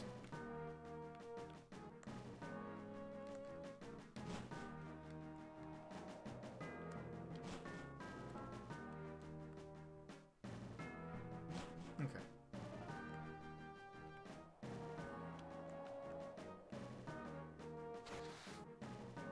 Oh, wait. Where's this?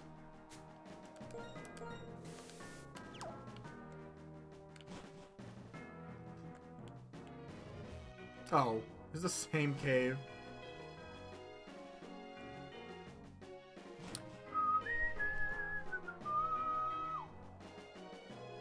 And I came out of those two, right? Yeah. Oh, I bet I can go left, maybe?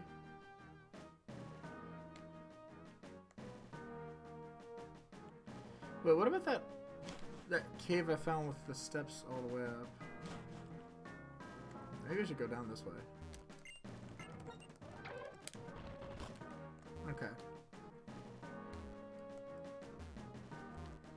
Oh, this is Cherakian. It's blocked off until post-game, I guess?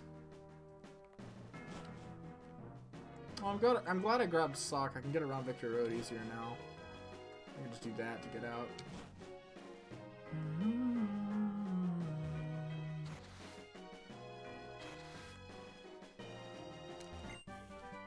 Wild charge. Okay. Cool. I kind of don't care what that other side is then.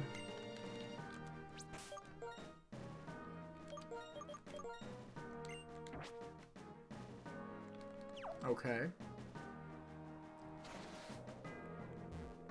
Oh, wait. Oh. No, wait. I already did this.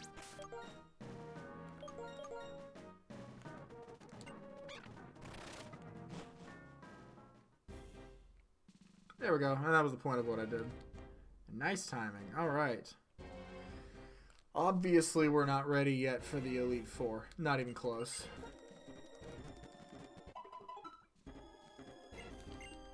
However, what we can do is start planning. There are two things I want to do on stream. I do want to do the majority of the grinding off stream because it's just so goddamn boring. I want to evolve Litwick on stream so we all get to see it.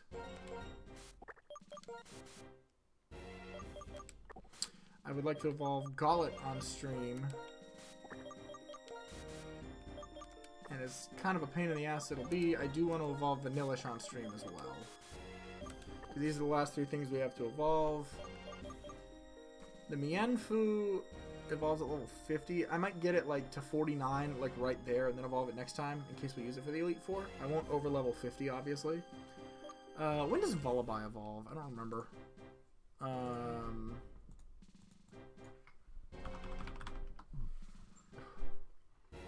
Vullaby evolves at 54. Okay, so Vullaby's useless through the Elite Four. And aside from these, everybody else is fully evolved. Except this row down here. So here's what I'll do. We're going to evolve these three. We're going to do maybe a little theory crafting, and then that's going to be it for today, I think.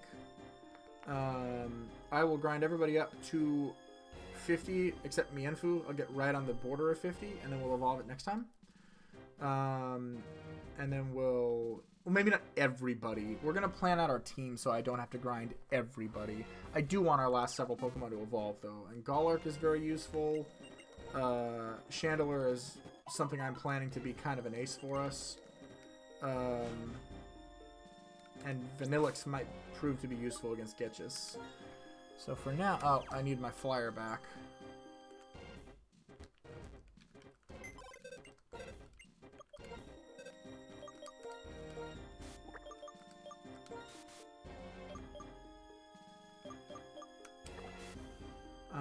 I think I want to bring Sock.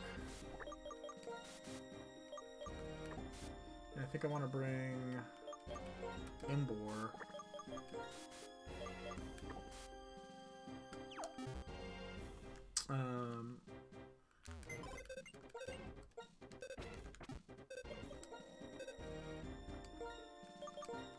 I'll just grab everybody's items right now.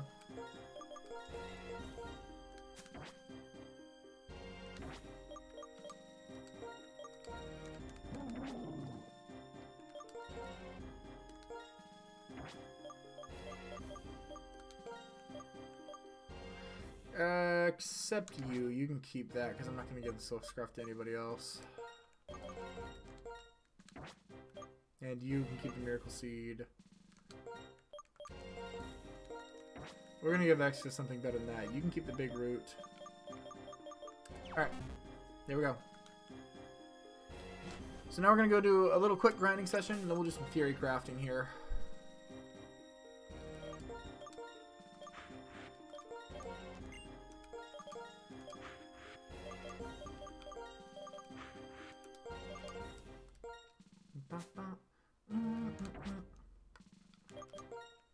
We'll deck everybody out soon. We're gonna hear plenty of this music after all.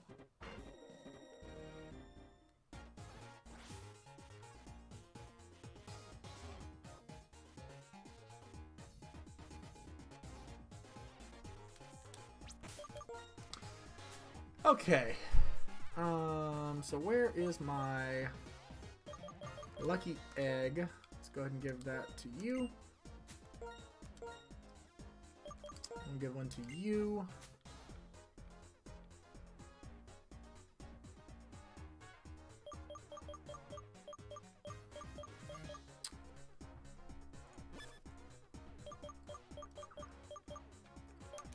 I think we're going to give the expert belt to Sock for right now, so that way it can kill the Audino, hopefully in one shot.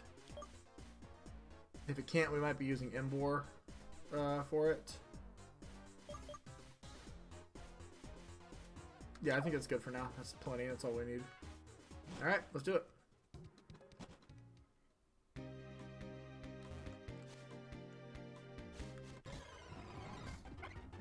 Mulga right off the bat.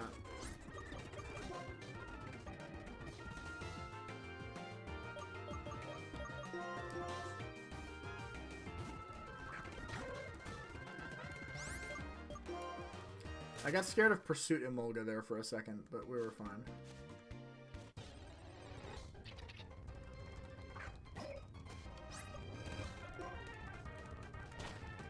Yeah, okay. Don't try to run away anymore with that.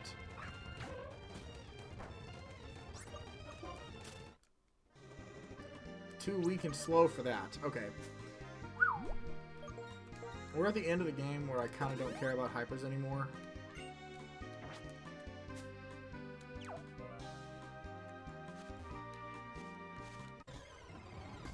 Thank you. Alright.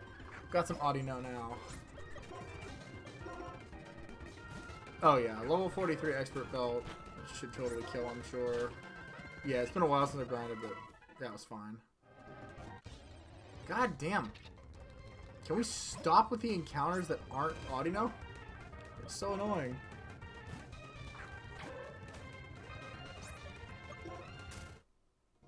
Why don't I just stay behind the sun?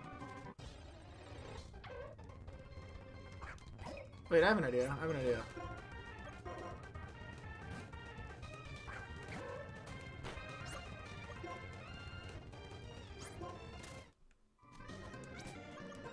I have an idea. I have an idea. I have an idea.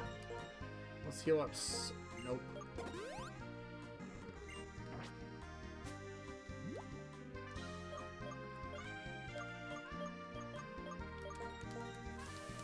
Pretty sure now I won't run into the others, but I can still run into Audino. Or Stoltland. Jesus Christ. There's like an 85% chance to encounter Audino out here, by the way.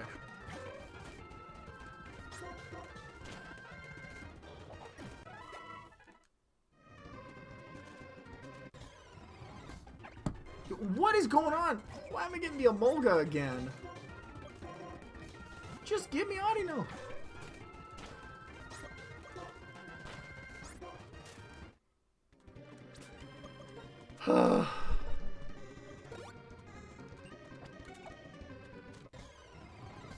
Thank you. Okay. That was actually an accident. I didn't realize that we'd spawned one there. I just happened to walk into it as it happened. Audino has an attack move now. God, there's so much of this that I don't remember. The last time I did any grinding was like before Christmas Eve. Higher level, good. That'll get us some more XP. Fucking. Wow.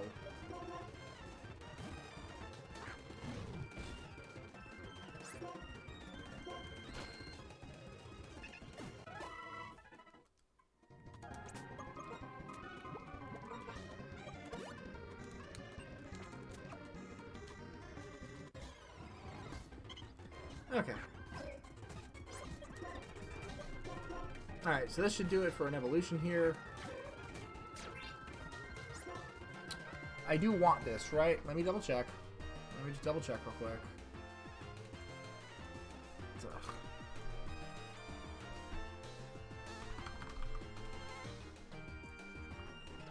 Litwick. I was delaying for Shadow Ball, but I got a TM for it, so I don't need to delay for Shadow Ball anymore. Doesn't learn anything else before level 50 or 55. My last two level caps. It doesn't learn anything until after those. So yeah, I think we just evolve it right now, all the way to Chandelure. Unless, of course, Litwick grows easier, doesn't it? So maybe I actually do want to push Litwick to 49. Would that be better?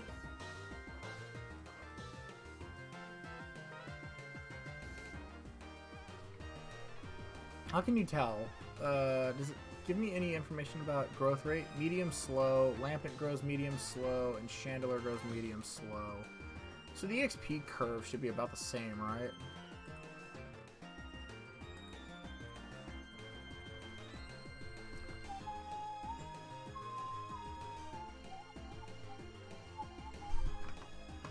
Fuck it. We're just gonna do the plan that I wanted to do. We're gonna evolve them on stream, so I don't have to worry about it later.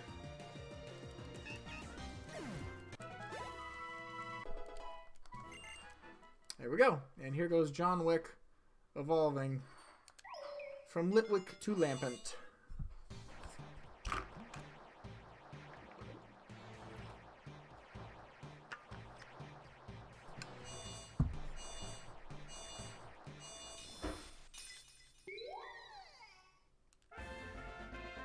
And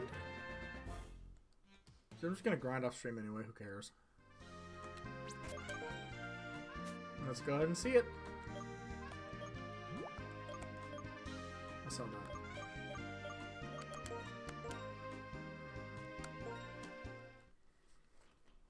And Lampent will evolve immediately into Chandelure.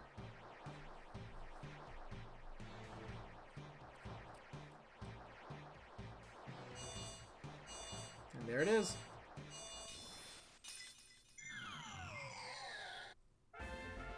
John Wick has evolved into Chandelure. I love Chandelure. It's so cool.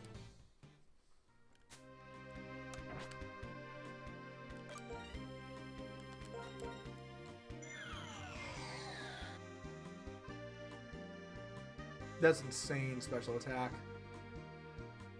That's insane special attack.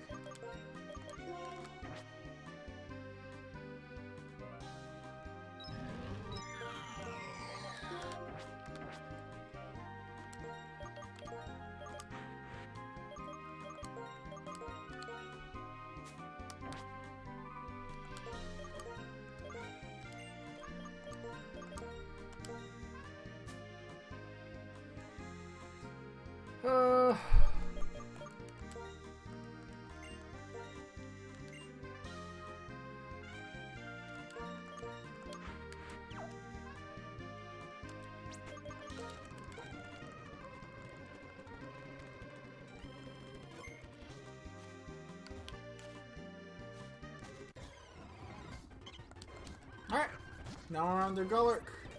We need to get it to level 45 so it can learn Earthquake, and then it will evolve at level 45. So we've got 2 levels to do on this one.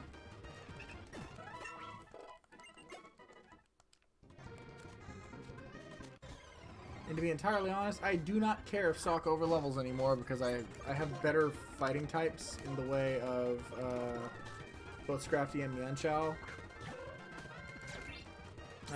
So I would Sooner use them than than Sock. Actually, I will probably be a little careful because Sturdy could be useful maybe for the end fight, depending. We'll see. I certainly won't overlevel it over N and get just nobody will go that far. Yeah, I don't think it'll take that much. We have plenty of fighting type to help out now.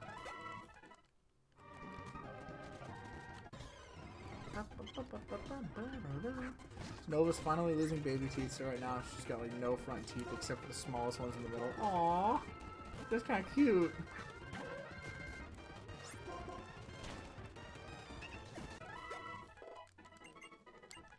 Cancel the evolution here.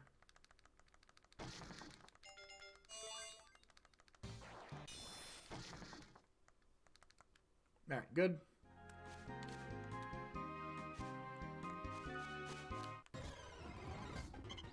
Oh wait, I don't have to worry about running out of the tall grass. I have repel on now, so I can just run around aimlessly. And just hold down the L button until I find something.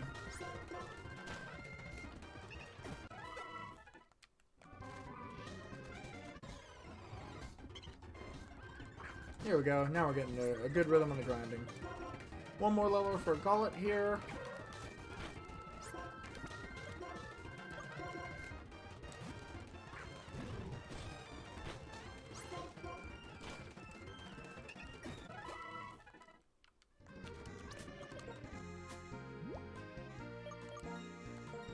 They look like really tiny buck teeth because they're on top.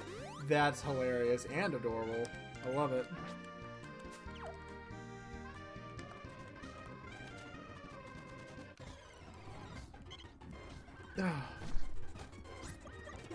Alright, probably like 3 or 4 more Audino for Gullet here.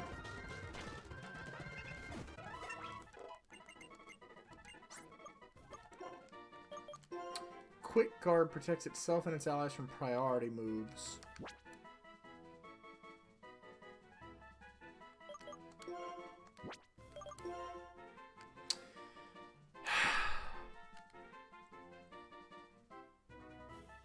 Quick Guard is like Safeguard for the party, but against...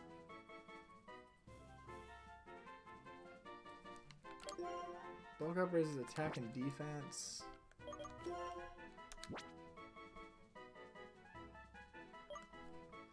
Would I ever use Sock for speed control? Do priority moves even make a difference for the rest of the game? Here, let me see the,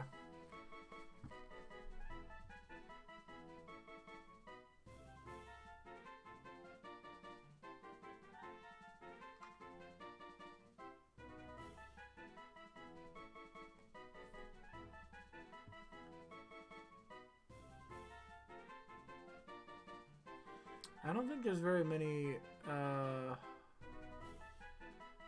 fake out, right?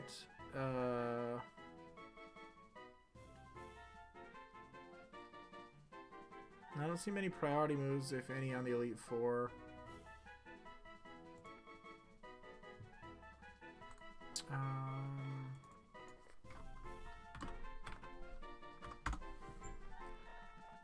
Ay, ay, ay.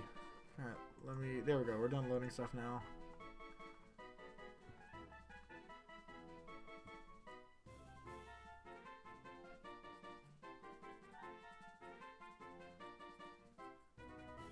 In's Caracosta has Aqua Jet, but I don't think I'm that, like, freaked out by it.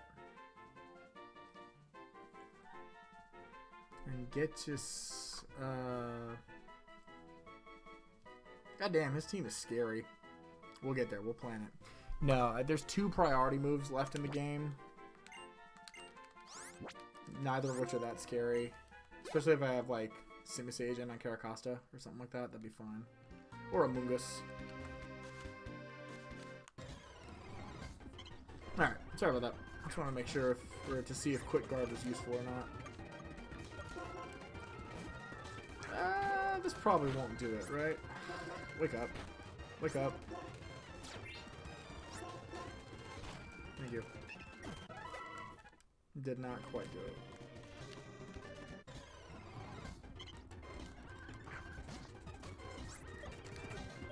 Oh, it was so close, too.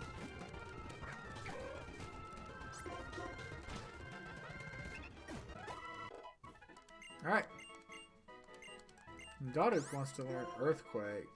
Hell yes, learn Earthquake.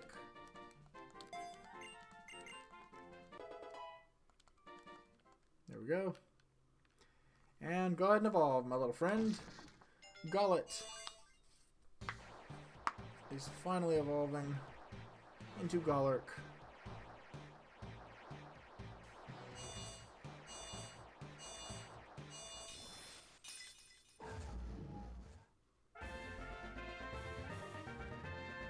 Solid. Because Gollark, what it just turned into, won't learn Earthquake until like level 50, I think. Maybe beyond 50. It might have been like 52 or 4. And I wanted him to have Stab Earthquake. And Gollet learns it at 45. So I delayed him deliberately so he would learn his really damn good move. So it would actually be useful in the Elite Four, maybe. You already have the Lucky Egg. Alright, so now we're going to try and evolve Vanillish. And that might be about it for today. Don't suppose you can kill, can you?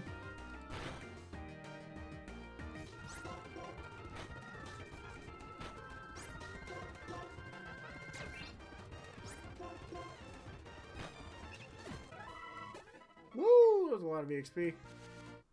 It's a little scary to leave you in on these things, though. I'll leave a little more. As long as it keeps just changing my ability, whatever. Oh god, that was scary.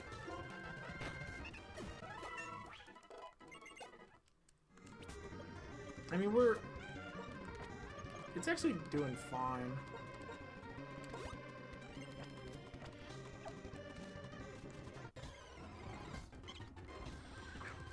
It may not be so fine if we run out of ice beams. I think I'm too lazy to go back. Goddamn.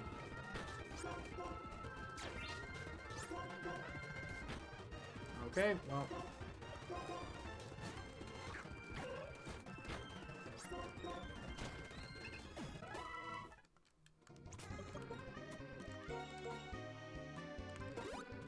I didn't mean to waste the hyper on that, but that's okay. I'll just use a full, where the hell is it? Full heal.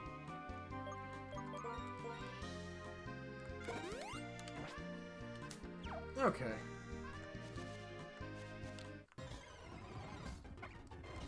Friggin' Emolga.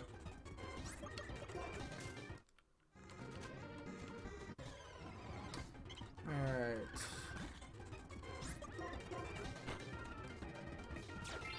Yeah, okay. You can kill the level 33 ones by yourself now. And that's actually better experience. No, it depends on the ability. Come on, fight through the love, dude.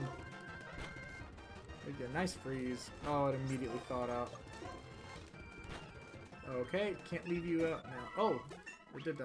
Oh, recoil. Alright, just in case it gets hit by something scary, though. I'm not leaving it in anymore because it doesn't have any moves to hit with.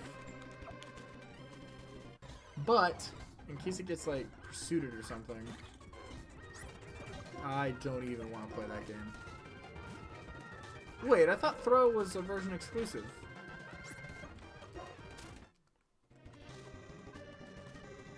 Maybe not. Okay. Or perhaps you can only encounter them in certain routes in each game. Maybe that's it.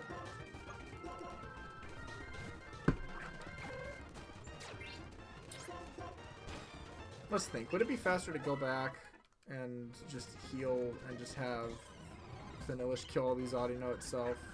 Probably. Yeah, the EXP growth rate here is slowing down. Slowed down significantly.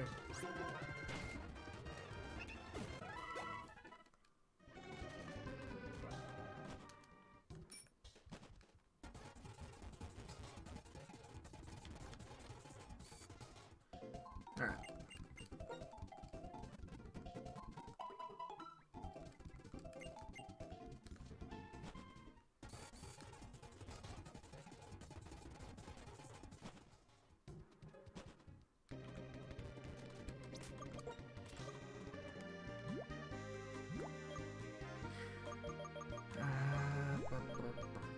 up.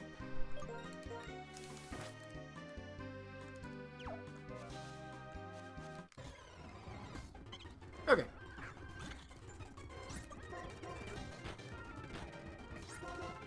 If I recall correctly, there's absolutely no reason to keep this thing from evolving. 36 is going to be a little not worth it, but...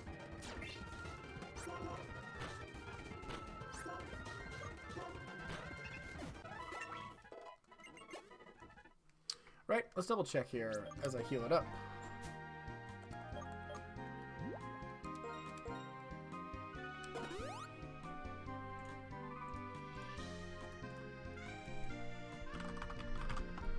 Vanillish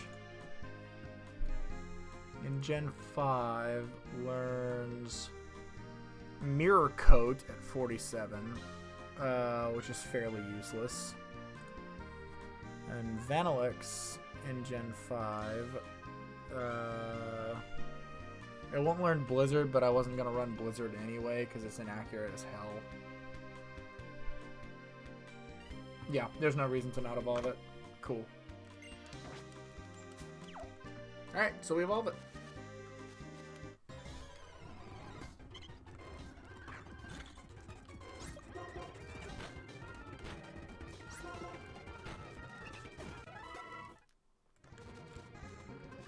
And this should do it, actually. Yeah, it's 33, but it may barely not do it. Yeah, goddamn.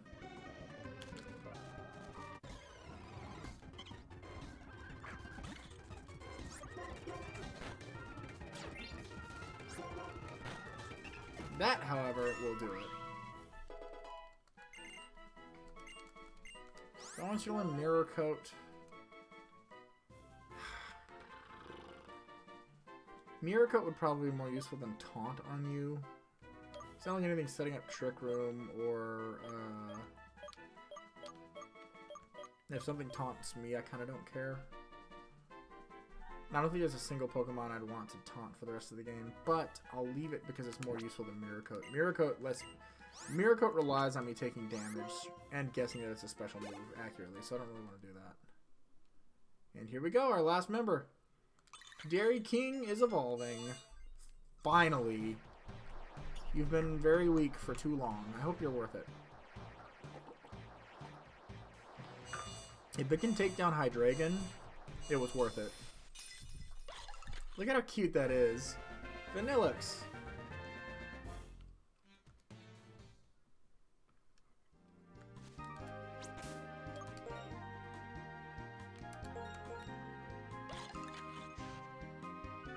Much more respectable stats.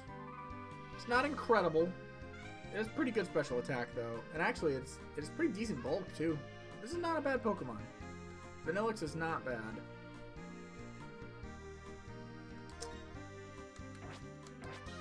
Alright. Now, there is more grinding to be done. But for now, let's do a little planning.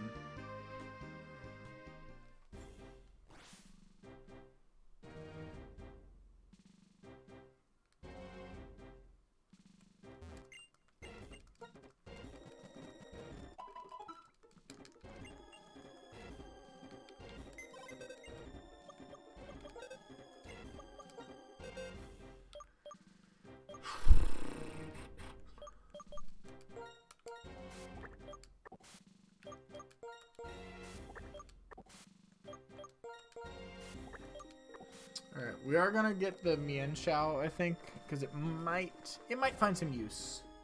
A fast fighting type could be really good against Grimsley.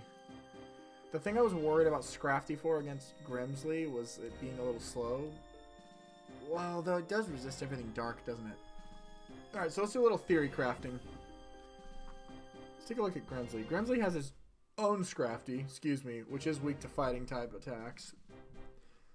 So actually, if we brought Mienshao against Grimsley, it could take down the Scrafty real quick. I haven't even looked at the Mienshao. Hang on. It is Inner Focus, the exact ability I didn't want. I wanted Regenerator, but that's okay. That means I can't flinch. Sassy nature plus special defense minus speed. That's a trash nature for this thing. So that sucks. That really sucks. It does have Calm Mind, which is fairly useful. Because it can learn Aura Sphere, which is a flawlessly accurate special fighting move. Here, let's go Mienfu. Mienfu learns Aura Sphere at 61, so it's never learning it in this playthrough. Never mind. And it learns High Jump Kick at 53. High Jump Kick is scary, though, because you lose half your health if you miss High Jump Kick. Right now it has Jump Kick, which is 100 power, 95 accuracy. High Jump Kick is 130 power, 90 accuracy. It does learn U-Turn by level up. U-Turn is not bad. It's good utility, actually. That could be good. Because if it's faster than some of Caitlyn's psychic types, it could come in, bait a psychic attack, U-turn out, and then I could switch it into Scrafty for a free switch into the dark type. And I could get some chip damage like that, right? That's not a bad strat. Okay, so let's think for a minute. Minus speed absolutely blows on this thing, but it may not destroy her chances of being useful. So, I'm moving everybody because we're going to have our top row be our Elite Four team. We're going to visualize it all. It's going to be great.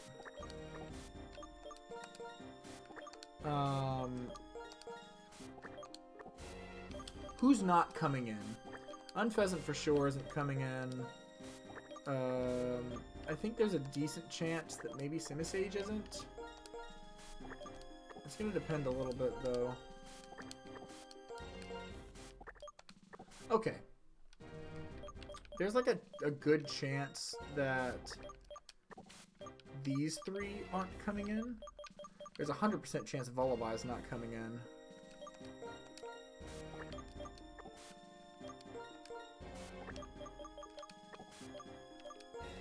Because it won't evolve.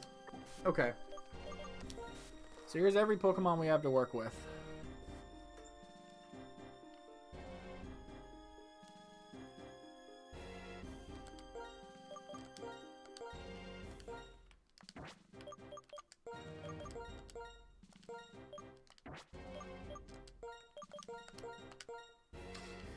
Okay. So nobody has items except for the Big Root on Amoonguss, the Miracle Seed on Simisage, and the Silk Scarf on Stoutland. Which might actually be a little bit better with Bright Powder, but I think getting a little more damage output if we bring that is good. I think having Intimidate, Cycling, and Thunder Wave is really, really good, just always in general. So I think for now, I definitely want to say let's bring Stoutland. And I don't see any world in which we don't bring Exca, because Excadrill is just a friggin' titanic monster.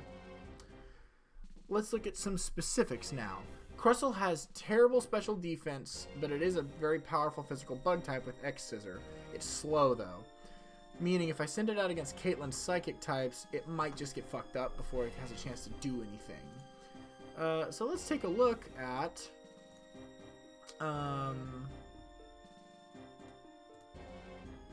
let's take a look at the Elite Four here. So the first one we're looking at is, according to this list, we have Chantal, the Ghost user. She has Cofagrigus, Jellicent, Golurk, and Chandelure. Every Elite Four member has Pokemon that are all level 48, except their ace is 50. Stoutland is useless against Ghost types because none of the normal moves hit. Not useless, though, in that it has Intimidate, Crunch for coverage, which is super effective against the Ghost types, and Thunder Wave. Thunder Wave is only not very useful on Golurk because it's ground type and it's immune to it.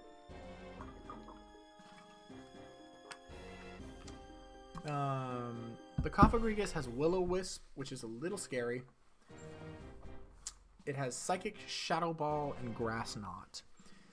It is very Cofagrigus. Yeah, we're gonna be planning for like a little bit here, I think.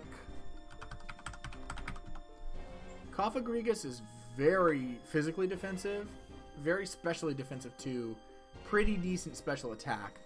So I don't think I want to take Chandelure in on it, even though it's probably my best bet here, right? Otherwise, I need a special ghost or dark attack against this thing, or I just need something that resists ghost, which nothing does.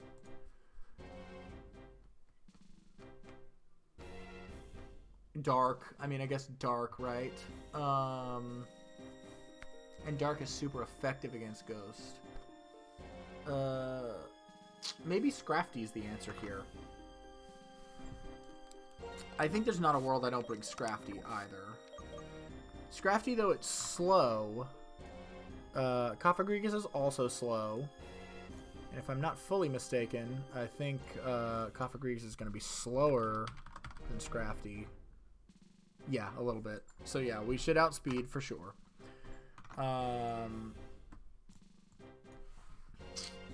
So Scrafty can handle the Cofagrigus, and then we have Jellicent with Energy Ball, Brine Surf, Shadow Ball. A grass type would be nice here, but not necessarily required. Energy Ball, Brine, Surf, Shadow Ball, they're all special attacks. Scrafty is very specially defensive, so Scrafty could probably take out the Jellicent as well. By the time we get to Golurk, though, I'm a little scared for Scrafty if it like gets through the first two. It probably won't take... If it gets burnt to by Cofagrigus, that sucks. We could lead something weak to Psychic. No, well, why would that matter? It wouldn't. It would just be a safe solution for it, right? Do I have anything that would be great against Jellicent? Water, Grass, and Dragon resist water types.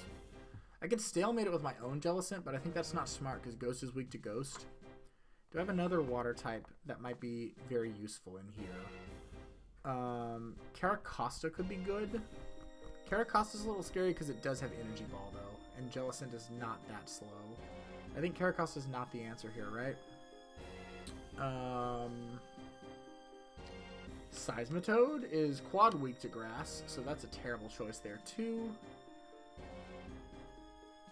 I think probably we just hang our hat on Scrafty, because Scrafty will get Moxie Boost after dropping Cofagrigus, so it'll tear through Jellicent faster. And if we need to switch it out so it's not in danger, who do we switch into? Probably Crunch Staltland, right? Because Staltland can take some hits, and Jellicent's not that threatening. Golurk has Stab, Earthquake, as well as Brick Break and Shadow Punch.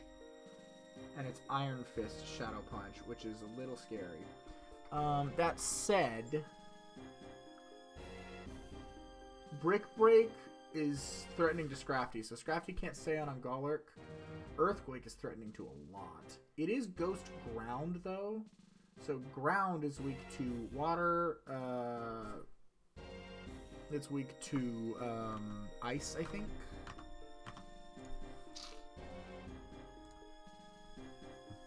Water, grass, and ice. So perhaps bringing Simisage might be decent for now. I'm just going for Chantal first, and then we're going to see how this works.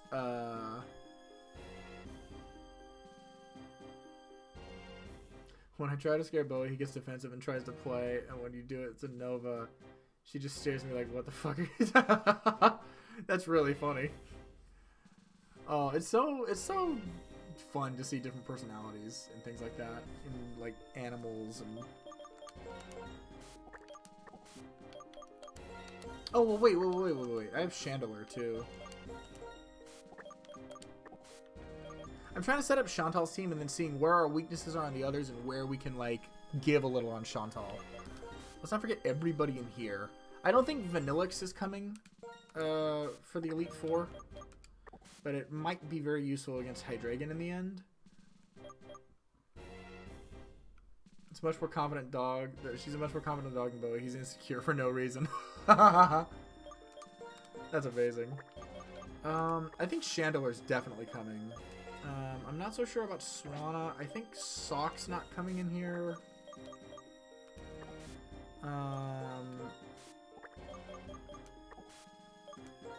I'm also not positive about Golurk.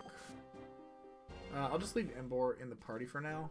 I do have Emboar to consider. I think Emboar might not be the most useful thing to bring in here. Could... it kind of depends, right? Because fighting is completely immune to Ghost, so... And it resists Dark.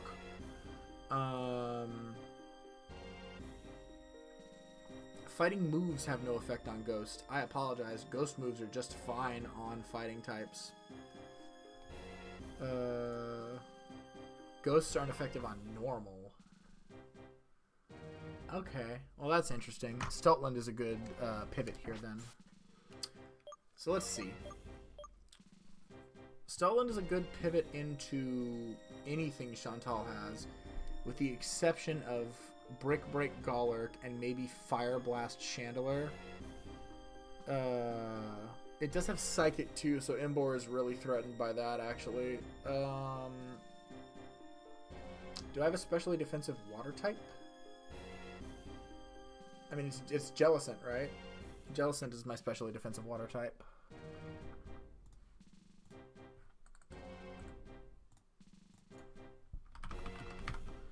Jellicent is 105 base special defense and 100 HP. That's pretty good. Chandelier is 145 base special attack. That's fucking terrifying. If I could outspeed Chandelier with something, though, and hit it really hard, it's tanky, but it's not all that tanky. I cannot send Excadrill out into Fire Blast Chandelier. That'll just fuck it up. How do I deal with her Chandelier? Maybe it's one of the other water types. What about Seismitoad? Seismitoad it has some special defense, resists fire. Do I have anything faster than Chandelier? Base 80. What do I have that's fast here? I mean, Steltland, right? Steltland is one of my really fast Pokemon. Bad special defense, though. I mean, this thing, Scrafty has very good special defense. Simisage has horrible special defense. My own Chandelier could probably go toe-to-toe with hers. If I was Flash Fire, I would actually be way more confident in that because I would just absorb Fire Blast, but I'm not. It depends on if... Oh, I have a plus speed Chandelier. Wait, my Chandelier will outspeed hers. So if I can send out something that she sees as weak to Psychic... Because Ghost is immune to Psychic, right? I always get that wrong because of Gen 1. Psychic has no effect on Dark. Okay. No, wait. What? Psychic is neutral to Ghost? Or on Ghost? Okay. So actually, I kind of want to bait the Fire move then into Chandelier, don't I? I wanted to go for Fire Blast. What would she use Fire Blast on? Which of my Pokemon are weak to Fire? Exca, but Exca's weak to ground too, so I can't send it out on Golurk. Simisage, I guess, but I mean, Simisage can take down Golurk, and then it could be out to pivot Chandelier into the Fire Blast, and then outspeed it with its own Shadow Ball and kill it. I think. Stab Shadow Ball from Chandelier into a super effective attack will probably kill her Chandelier. Scary though. That's a bit scary. Because there's nothing else she'd choose to use Fire Blast on. She'd only use it on Simisage. Because she would just use Psychic on... or Shadow Ball on anything else. Because Scrafty doesn't even resist Shadow Ball. Well, does it resist Shadow Ball? No. Shadow Ball's neutral on it. Okay. That sucks. Okay. That's enough Chantal for now. Let's look at the others and see what we can do with this Team of 4 I have right here.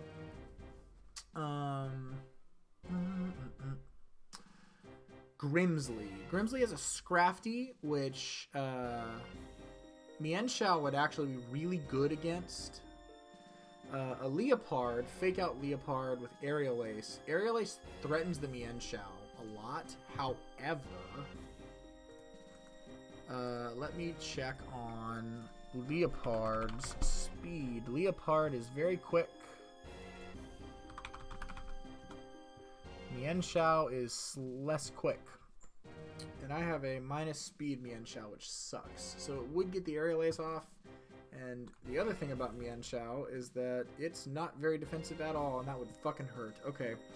So perhaps Mienshao is not the answer against Scrafty after all, then.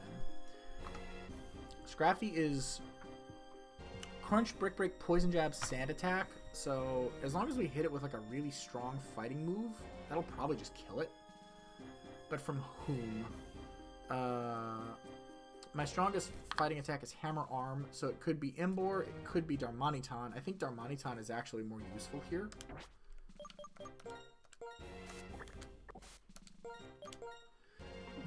Darmanitan, 137 attack. Not great bulk, to be honest.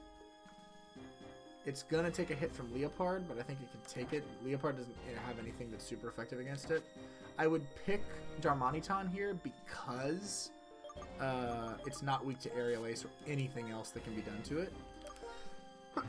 Excuse me. By Scrafty. Your bulk is very similar, actually, and your attack is less, and your speed is less. So Darmanitan is definitely the bring here over Embor. However, fighting moves have no effect on ghost types. But it is a ghost dark type. We'll come back and we'll reassess Golurk later. Golurk's not going to be good against Grimsley because they're all dark types. So never mind about that one. Leopard could be pretty easily taken out by Darmanitan. Darmanitan is only really threatened. Darmanitan is also an excellent Bisharp counter, which is a scary Pokemon. Dark Steel typing, Aerial Ace, X Scissor, Night Slash, and Metal Claw. Darmanitan is actually a really, really good choice against Grimsley here because it can take out Scrafty, Leopard, and Bisharp. Crocodile is a little threatening here, though. Ground Dark with Intimidate. Shit. Defiant Bisharp, too, so I need to make sure I don't Intimidate it, or it's going to get a Sharp boost instead. Moxie Scrafty. It won't take anybody out, so it won't get the boost. So I got to come up with a plan for Crocodile. It has Earthquake. It has Stab, Earthquake, Dragon Claw, Foul Play, and Crunch. That's a pretty decent moveset. Crocodile is pretty fast. 92 base speed.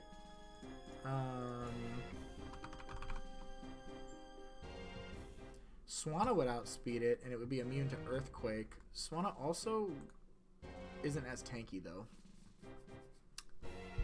Crocodile is weak to Water, Grass, Ice, Fighting, Bug, and Fairy. It is weak to Bug. The Dark types are weak to Bug. Does that put Crustle back in contention here? If it puts Crustle back in contention,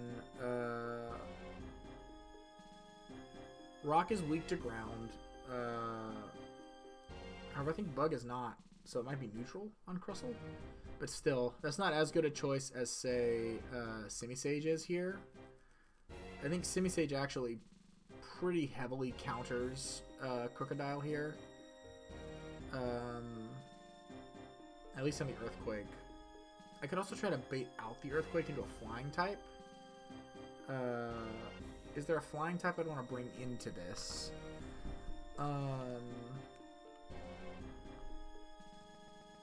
Sorry, I was moving the thing so I can just put Grimsley's team down here and just look at them without having to move just tab back and forth anymore.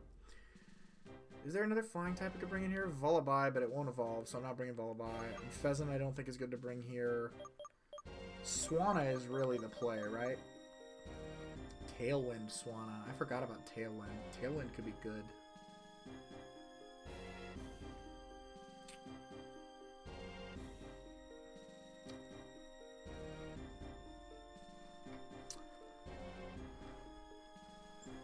U-turn Mienshao might be also very useful.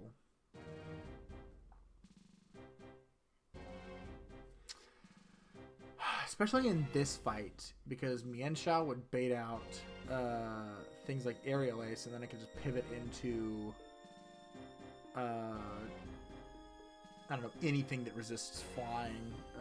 My own Swanna could actually come out there, and then it would be... Well, Swanna doesn't outspeed Leopard, does it? Leopard is base 106. Swanna's base 98. Yeah, the Leopard's very quick. I mean, I could just, like, go into Exca and drop the Leopard then, and then probably when the Crocodile goes for Earthquake, then I could pivot into a flying type, and if it was Swanna, then I could surf it, and that would hurt a lot.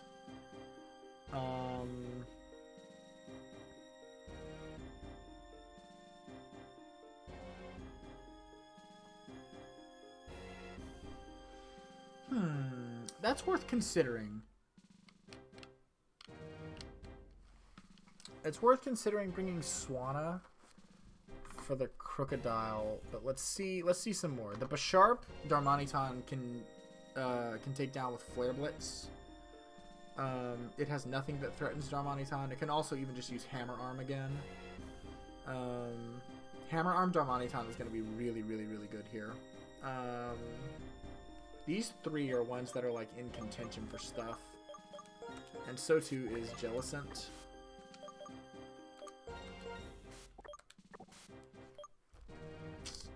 Okay, so let's look at Caitlyn now. Caitlyn has a Reuniclus, a Musharna, a Sigilif, and a Gothitelle. Reuniclus has Thunder, which is a little bit scary, I guess, but to be totally honest, Scrafty sort of invalidates a lot of her team. Sigilif threatens Scrafty. It also has Brick Break, so it can break the Reflect that Musharna can put up. It does have Charge Beam to raise its special attack too, the Musharna, which is a little scary. Synchronized Musharna, which means I can't actually like affect it with a status ailment, or it'll put it back onto me. Scrafty is an excellent answer to almost everything that Caitlyn has. Chandelure can help out too, but everything also has Shadow Ball, with the exception of Reuniclus, who has Energy Ball.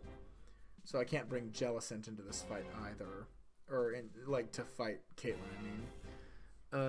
Chandelure has the bonus of being really fucking fast. But they're going to try and hit it with all their other attacks. Oh, it has Focus Blast. That Reuniclus has Focus Blast into Scrafty. That's scary. That's really scary. Reuniclus. Reuniclus is extremely slow. And Scrafty is not. Scrafty will outspeed the Reuniclus. And it has pretty good special bulk, so I don't think a non-stab Focus Blast is going to kill it if it did get the hit. It's also inaccurate. Focus Blast is very inaccurate. So I think Scrafty is actually our big answer here. Sigilif, though, it has Ice Beam. Oh my god. It's covering for Exca. I was going to say Rock Slide is the answer here. Easy into Sigilif. Rock Slide. Perhaps Hidden Power Electric on... Well, I can't get it. Not until 115 anyway. Hidden Power Electric would have been kind of nice on Swanna, but it wouldn't have made a huge difference here. And Sigilif is not worth bringing that god-awful Stunfisk in for.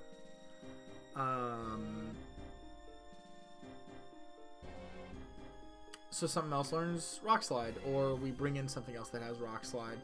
Caracosta is an example here. It would be it would resist Ice Beam And it would have Stab, Rock Slide. That's really good. Crustle here, I believe, is neutral. To Ice, and it also is kind of bad special defense. Caracosta has worse, but it resists Ice Beam. So maybe Caracosta here is a good choice. Waterfall, Shell Smash, Rock Slide, Aqua Jet. That's a really good moveset for it. Wow. So Caracosta is also one that we consider bringing. Gothitelle, I'm not all that threatened by. Psychic, Shadow Ball, Thunderbolt, Calm Mind. With a useless ability. I think Gothitelle can be eaten up by any combination of like Scrafty, maybe Chandelure if it switches into the psychic attack, because Chandelure will also outspeed Gothitelle.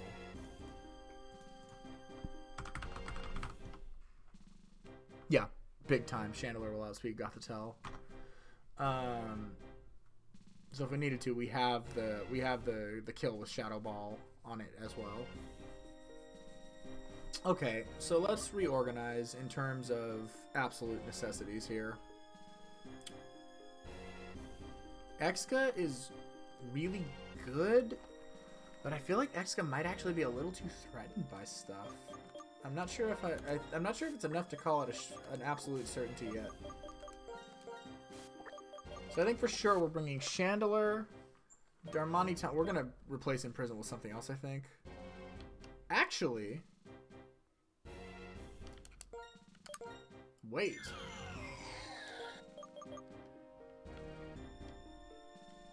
I can imprison any of her psychic types, and they can't use Shadow Ball on Chandelure.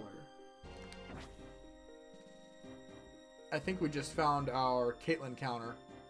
Imprison Chandelure. Holy shit! Wait. I forgot I had Imprison. Hold on.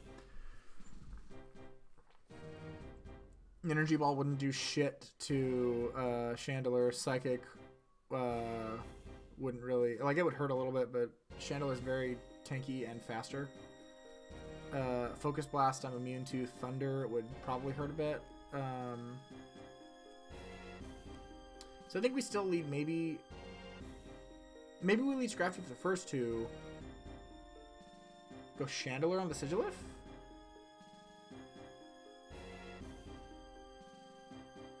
Because it would resist Ice Beam. Does Air Slash hurt Chandelure badly enough? I don't think so.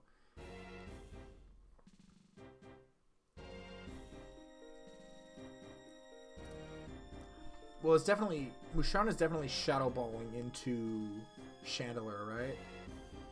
Maybe we just lead Chandelure and just try and rip through the team.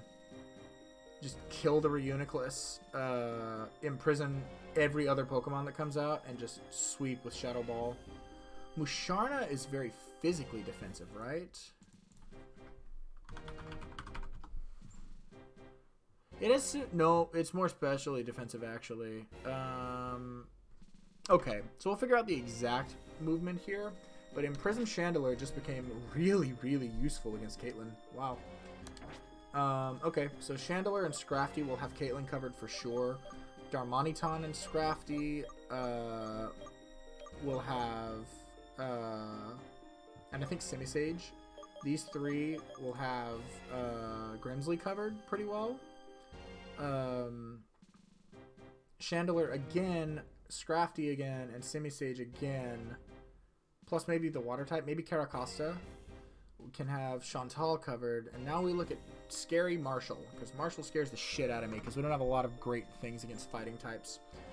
So as of right now, I'm actually not sure about these two. I know it's weird to not bring Excadrill, because Excadrill's so insane and just like fucking broken. But it's also very weak to a lot of shit in the Elite Four. So my original plan for Marshall was to Toxic Stall Amoonguss, honestly, and I'm still not above that. Swanna is obviously very useful here. Swanna could be a good pivot into the Earthquake Crocodile, and it has Tailwind, which could be exceedingly useful against some of the faster Pokemon that we have to go up against and be ready for.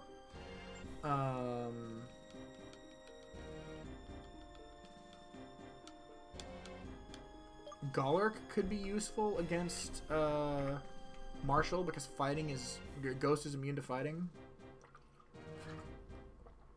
And, like, Bulldoze at a glance here wouldn't do shit to it. Neither would the other one. The Rock Slides or the Stone Edges. It wouldn't do that much to Golurk here. Golurk has... it's a little weak on the physical bulk side. It's very strong, though.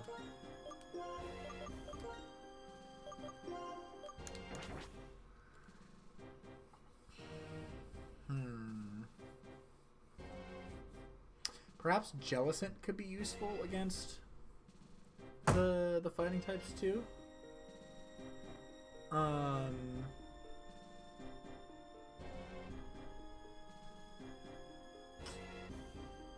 He has his own. He has Throw, Sock, Conkeldurr, and Mienshao.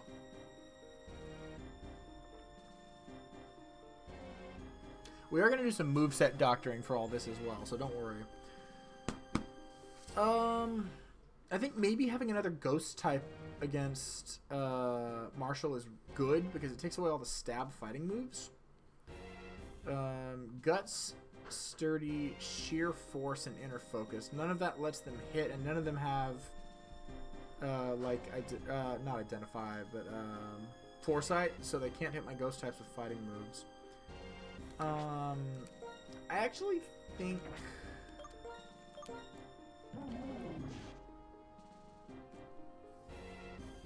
Minus defense is pretty rough here, because all of the fighting types are defensive. I actually think Golurk has better defense here. It does, even with the minus defense nature. So if we're going to bring a Ghost type, an extra Ghost type, it would probably be Golurk. I don't want to bring Stoutland. Because it's weak to fighting into this, I think. Intimidate is useful. It's really, really good. But if I start with Stoutland, Throw will obviously use Storm Throw. And then I could swap into Golurk, get a free switch in, and then attack it. Anything else, though... Well, I guess they're never using fighting attacks into Golurk, are they? Because it will never hit. So... Ooh, Sock has Grass Knot. And Conkeldurr has Grass Knot. That kind of fucks both of these up a little bit. So Grass Knot. Do I have a switch in for Grass Knot?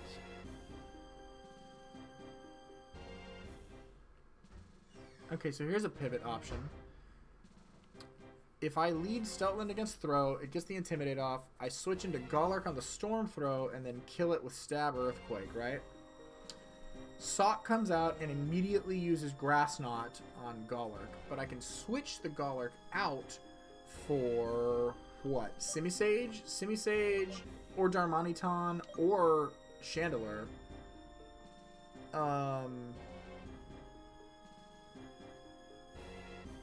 Chandelure's immune to fighting type moves as well, and it resists the grass move, I'm pretty sure.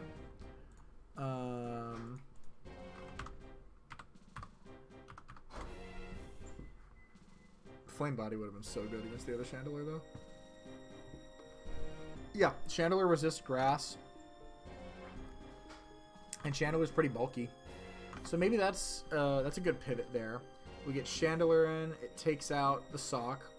Then Conkeldurr comes in, won't use Grass Knot or Hammer Arm, so it'll probably go Stone Edge, which means then on the Stone Edge we could switch to... Oh, no, no, it can't retaliate either if I have Chandelure in, because normal won't affect it.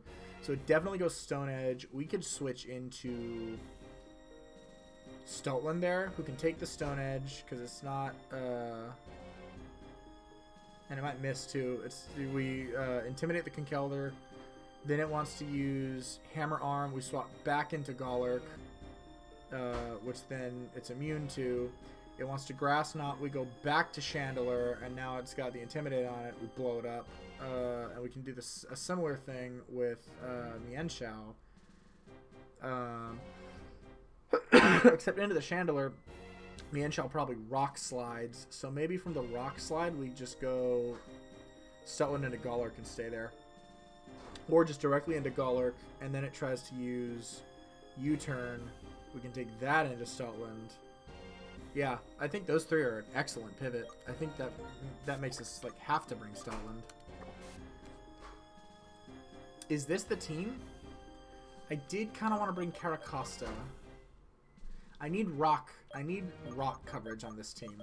I need something to learn or to have rock moves because I need it against Sigilif. I'm a little too scared of Sigilif to put the whole of Caitlin's team on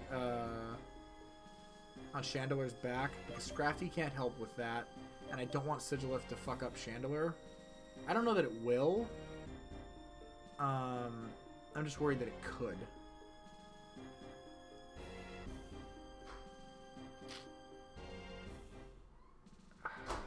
I mean, if I'm gonna imprison the Chandelure, though.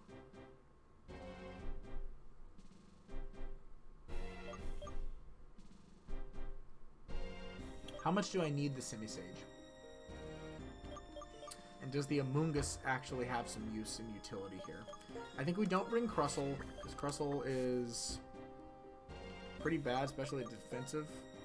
Actually, well, no, we didn't bring Crustle specifically because I want Rock for Sigilif. And Sigilif has neutral air slash damage on Crustle, but Caracosta will resist it entirely. Because Bug is weak to flying, so it's neutral. Caracosta has 63 special defense. That's pretty bad special defense.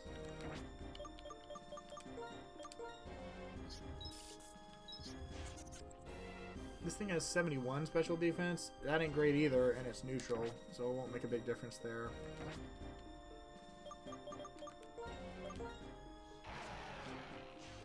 Exga has terrible special defense as well.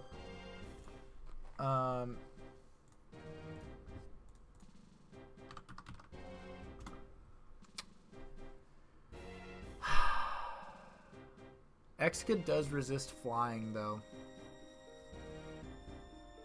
And Psychic. Exga resists Psychic. I don't think any of Caitlin's Pokemon can threaten Exga that much.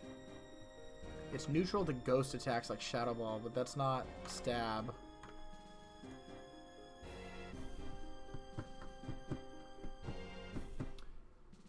Exga's only weak to Focus Blast out of Reuniclus. Otherwise, it's immune to all the electric attacks. It is weak to Ice Beam. That was the thing, right? I was scared to bring Exga against Sigilif because of Ice Beam, but Ice Beam isn't stab. Sigilif has really good special attack and speed. It probably outspeeds my Excadrill. But if I'm in with Chandelure to start, it's Shadow Balling 100% of the time, right?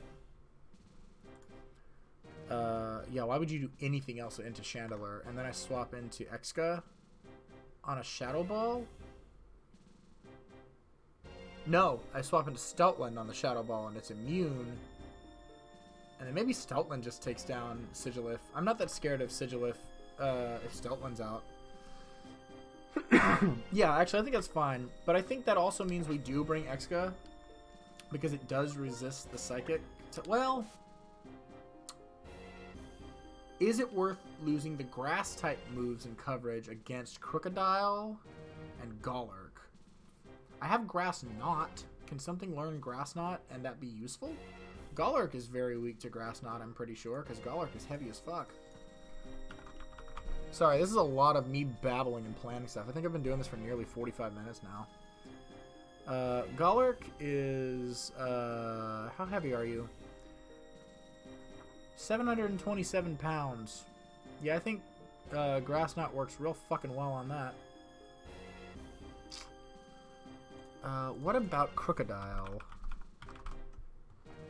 Crocodile is only 212.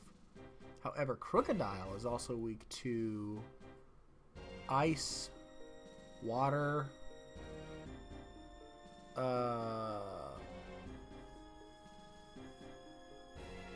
I have no Ice Beam TM. I do have Frost Breath. That's a critical hit ice attack. I could be coverage against the Crocodile. Something that,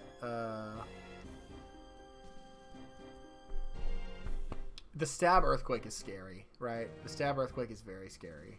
What resists ground?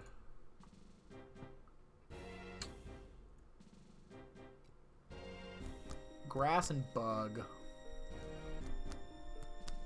Not much. And ground is very effective against a lot of the typing themes I have on my team. Swanna. Swanna's the thing that's immune to it. I guess Gollark could probably take an Earthquake too, right? Because it is ground type and it would be neutral. Well, no, because it's neutral, right? Ground attacks. Yeah, ground doesn't resist itself. Okay. I mean, I intimidate it then, right? I intimidate it with Stoutland, and then whatever it does to Stoutland after it's intimidated won't kill it. And then what does it want to do to Stoutland? The Crocodile, it probably wants to Foul Play or Crunch. Or it might Earthquake. Earthquake is his best move, right? It probably wants to Earthquake into Stoutland too then. So what do? I mean, I almost have to bring the Simisage just for the counter to the Stab Earthquake. The Crocodile's not all that tanky, but it is scary because it hits hard.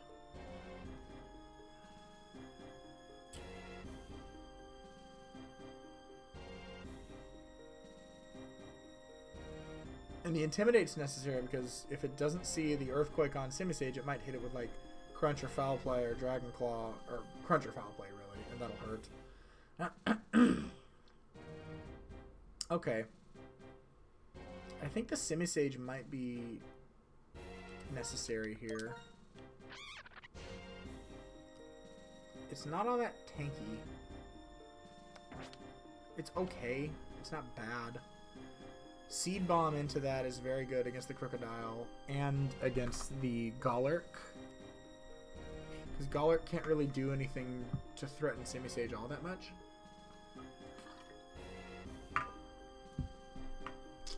Perhaps Swanna would be a better counter to Gollark and Crocodile, though. Let's think, because Swanna is completely immune to Stab Earthquake. If Gollark uses Curse, it just fucks itself. Brick Break, I'm relatively certain Swanna is...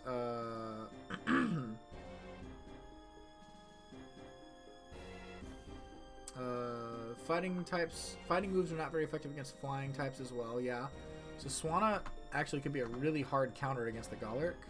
And then Shadow Punch. Now, Swanna itself isn't all that tanky, I don't think, right? No, it's very, very frail. It's fast, though. So if I can get Swanna in on... How tanky is Gollark?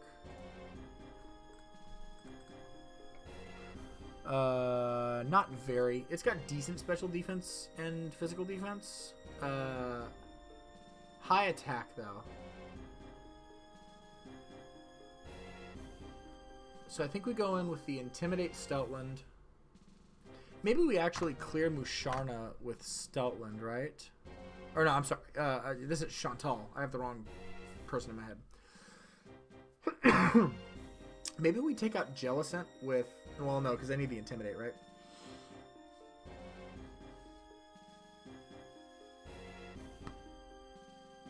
Got it. We take out Jellicent with...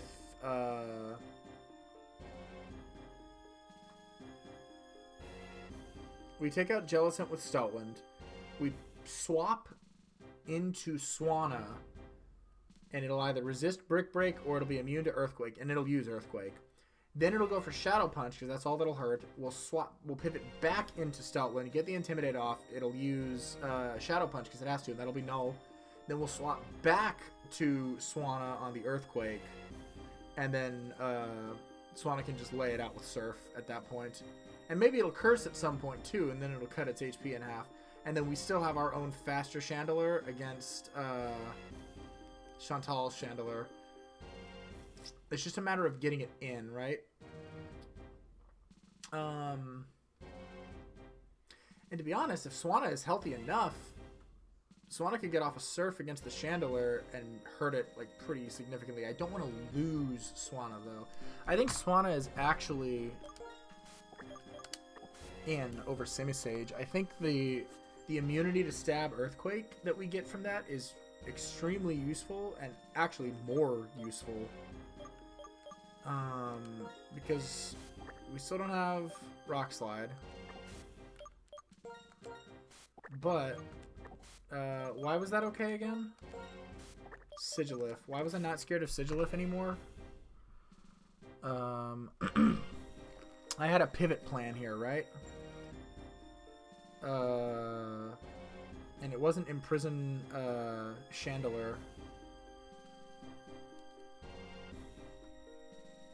Though Imprison Chandelure could work, honestly. It was Crunch Stoutland, wasn't it? Yeah, I think it was Crunch Stoutland to take out Sigilif. And if it can't, then we do still have some backups with things like Darmanitan, and like Darmanitan's not weak to anything Sigilif has and can throw at me, so Darmanitan can just come in and like fuck things up. This team, is this a little glass cannon? Let's see. You have pretty decent bulk. Chandelure is really good. Darmanitan is a little frail, but it's gonna just be hitting hard, and it's pretty fast. Scrafty has all the bulk. It's kind of slow, but it has good attack. It has respectable attack. Not great. And then really good defense and special defense, which is great. Swanna is extremely frail, has good special attack and physical attack, but has really good, speed. Golurk, on the other hand, is slow. It's a little bulky, but it has good attack. Why was I bringing Golurk over other things? I was bringing Golurk for the pivot, the triple pivot. Chandelure, Golurk, and Stoutland against Marshall. And then Stoutland actually has some pretty decent bulk too. Is also very speedy and has very high attack. I think Stoutland's going to be the MVP here in a lot of these fights because of the pivots we have. To be able to switch between Stoutland and Chandelure to nullify fighting type effectiveness, or to nullify ghost effectiveness, and the same thing for the Golurk Stoutland pivot, that'll be useful against Chantal, that'll be useful against Caitlyn, as will Imprison Chandelure, and that'll be useful a little bit against Grimsley, to bait out the fighting attacks with Stoutland and then switch into these two. Having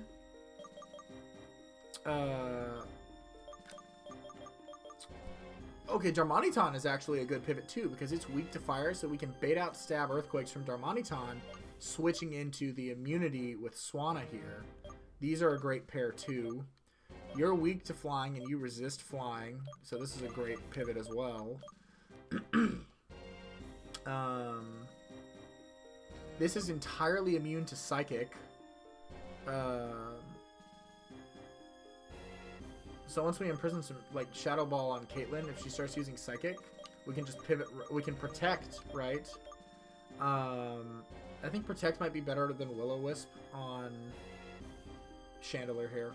We can scout out the Psychic, and if it's using Psychic, we can pivot into Scrafty, who's immune to it, and then it's specially defensive. You have to use, like, Thunderbolt or something with the Gothitelle, right? Maybe Calm Mind, but Scrafty's going to put you on the ground before that. Headbutt is kind of useless here. I don't think I'm going to keep Headbutt on it. But I like this. I like these 6 right here. I think this is a really good team with really strong pivots. We don't have Exca, which is a bit strange. But I'm actually... I think Chandler carries us a lot more here. We will be bringing Exca to N because we have to deal with Zekrom.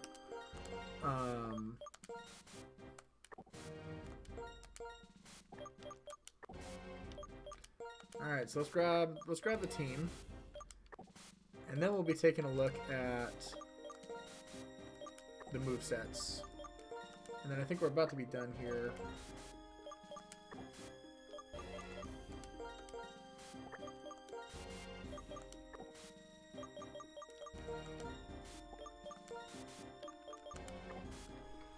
Okay. Simisage has some utility, but is not necessarily the most incredible thing. Oh, Grass Knot. We were going to teach things Grass Knot too. It's not the most incredible Pokemon to bring. I don't think there's a reason to take the big route from you, but I'll have it just in case. Okay. We're not bringing Imbor either. And we're not bringing Imbor because Imbor is weak to flying, but Darmanitan is not. The only thing Imbor has that Darmanitan doesn't is Stab Hammer Arm. But the things we're going to use Hammer Arm on anyway are already weak to fighting, like Bisharp, and like super effective Hammer Arm from that attack style on Darmanitan is just going to flay things. Okay. I think I like this. We're not doing this right now, obviously.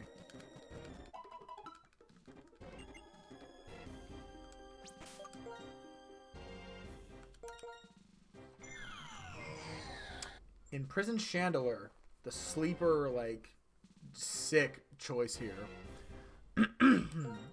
Will-O-Wisp, I guess, could be useful against, like, anything that doesn't have guts. It could be useful against, it's only 75 accuracy, though. It could be useful against some of the fighting types, I'm thinking. Like, if we can pivot in Chandelure safely and we could burn the, Conkeldurr, which only has sheer force and not guts. The only thing we can't burn is Throw, because it does have guts. And that's fine, we have to play against it anyway. Any other physical attackers? I guess we could burn the Crocodile, actually. I can't send Chandelure in against Crocodile, though. Stab Earthquake will fuck that thing up. I actually don't want to really play around with Chandelure too much in the Grimsley battle at all, because Chandelure is very weak to Dark, obviously. Could be a good pivot, though, if anything resists Dark that I have. I don't think so, though. What resists Dark? I mean, fighting, right? But...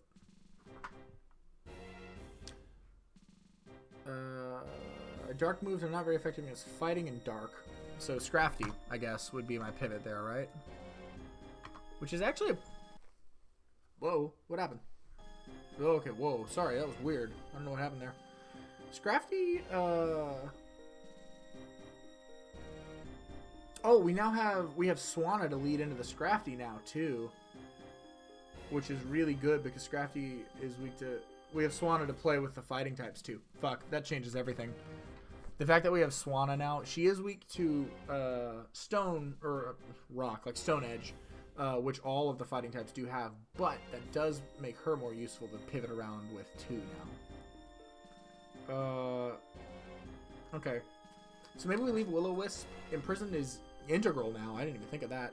Shadow Ball is excellent. Flame Burst. Do I need Flame Burst?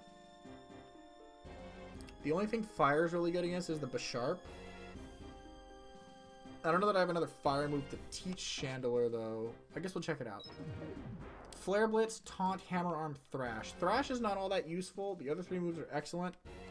Taunt could be situationally useful. I'm still not sure exactly what happens for N and Getchus. So I think we'll keep Taunt for now. Thrash might change depending on what we need it for, or what we can do with it. Brick Break, Headbutt, Scary Face, Crunch. Headbutt and Scary Face I'm not completely in love with. Like, any of those could change. Scary Face could be decent-ish utility in certain situations, but Headbutt's pretty useless. Brick Break and Crunch are staying. Surf, Tailwind, Fly, and Roost. Roost is really good because Swanna is frail. Tailwind is excellent to help out the team, outspeed things. Fly. If I can get a different move to Fly, I might use that instead. Surf is the best water move she can have for sure. If I could get like maybe Air Slash or something, I don't know. I don't know if that's better. Air Cutter, I'm not sure. Fly is obviously strong, but it has a chance to miss, and it takes 2 turns, so it allows things to set up sometimes, and that can be a little scary. Excuse me. I'm talking so much, my throat's getting really dry. Golurk, Earthquake, Mega Punch, Shadow Punch, and Iron Defense. Iron Fist Mega Punch could be decent. That's pretty shit accuracy, though. Stab, Iron Fist, Shadow Punch is really good, and it'll never miss. Stab, Earthquake is excellent. Oh, this thing has Iron Defense.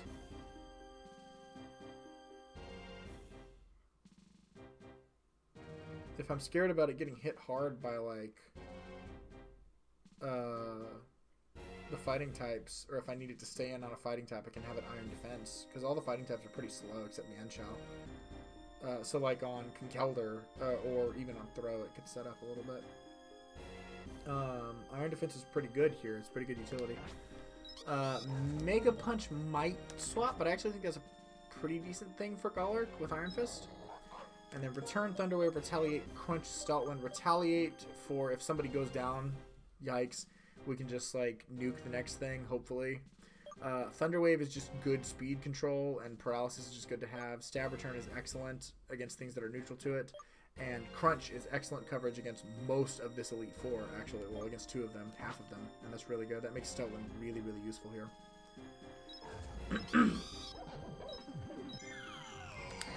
This is a good team, I think. Alright, let's check out the TMs here. I wanted to see if anybody could learn... I wonder if Toxic is useful to have on somebody in here. It probably is. And everybody can learn it. So maybe putting Toxic on something just in case we need some Toxic stalling is not a bad idea here. What an interesting team this is. Protect, we're going to be pretty liberal with. We'll give a lot of people Protect if they have like an empty slot.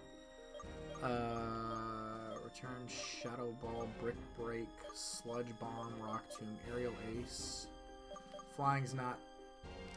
can anything learn Aerial Ace that isn't weak to the fighting types?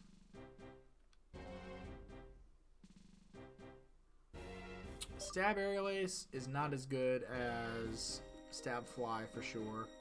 It never misses, but Fly only has a 5% chance to miss anyway. You having Aerial Ace does nothing for the fighting types because your moveset's already great, but also you're weak to fighting. Skydrop? Nah. Skydrop could be good for stalling out, like, Reflects or something like that, but I think it's too situational. Acrobatics. If we don't give Swanna a hold item and we do Stab Acrobatics, that's insane damage. That's better than Fly. It does 110 base power without a held item. And if you give Swanna a Flying Gem, it consumes that gem and then gets the boost, so you can fucking nuke something with Flying Gem Acrobatics Swanna. That could be a strat. I actually think I might teach Acrobatics over Fly. Can Shadow Claw go on anything? Cannot. That's okay. I just wanted to see if we could have a little extra coverage against some stuff. Retaliate, Flash, Volt Switch I don't suppose anybody can get, right? Nah. Thunderwave I think we're fine on. Bulldoze perhaps? Darmanitan can learn Bulldoze. Bulldoze might actually be useful against, well, just for speed control. Instead of Thrash, because Thrash locks me in too much shit resist normal in this Elite Four and with Getchus and N. I don't think I would be using Thrash almost ever. I would use Flare Blitz or Hammer Arm on this thing. So maybe we'll go Bulldoze onto Darmanitan.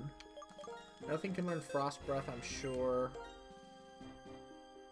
Nope, and that's okay. We don't need it. Rock Slide could be nice. Darmanitan can learn Rock Slide. So can Scrafty.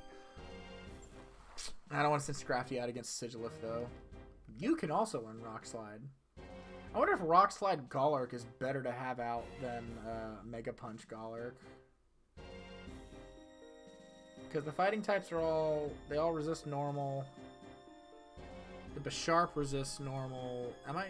All the ghost types are immune to normal, and the psychic types, I would just use Shadow Punch. Am I ever going to use Mega Punch when I have Shadow Punch and Earthquake? I don't think so.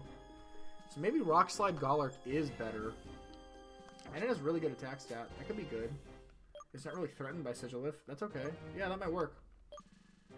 Grass Knot. That's the other one I want to figure out. Couple people can learn Grass Knot here. What did I want Grass Knot for? I want a Grass Knot for the Crocodile. Oof. And I have U for it too. I think it's good to teach Grass Knot to one of them. Maybe to Scrafty? Because Scrafty's not really threatened too hard by Crocodile, especially once it has an Intimidate on it. Because it has high defense and it's not weak to ground. Darmanitan is weak to ground. Golurk isn't, but Golurk doesn't have nearly as high a defense. It does have higher attack, though. But I think Rock Slide Golurk is better. So, okay. I don't think we're going to need the Grass Knot anyway, but here. We're going to drop Headbutt for Grass Knot for some coverage. Just in case I need somebody to help out against the Stab Earthquake users. The ground types. That also means Scrafty can play ball with Golurk now a little bit. It does have Brick Break, but I could bait a free switch in. Yeah, we could do something. I don't know. Scrafty may not be useful against Golurk still. Can anybody learn Wild Charge? Probably Stoutland maybe, right? My god, Stoutland can learn Wild Charge. I wonder if it's worth teaching Wild Charge. Just to take care of the Sigilif. Wild Charge is, recoil, yeah.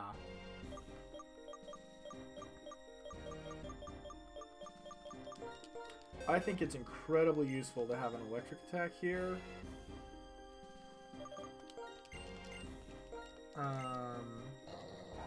What would I drop? I mean, probably Retaliate, yeah. Thunder Wave is great for, Return is just great stab damage. Thunder Wave is great for speed control and paralysis. Crunch is excellent against half the Elite Four. Retaliate is good for a revenge kill if I need it. It's 140 base power. But I don't intend to lose anybody, so I actually, and I have a team for it. I actually think Wild Charge here is the right choice, so we have some more coverage against flying types and water types. Because now Stoutland can help out against Jellicent and not be weak to Grass Knot. That's really good. Flash Cannon, I think, isn't going to be... Yeah, that's pretty useless to put on Golurk. Okay, so let's do something. Let's get out of here. Let's finalize some movesets. That's what I want to do.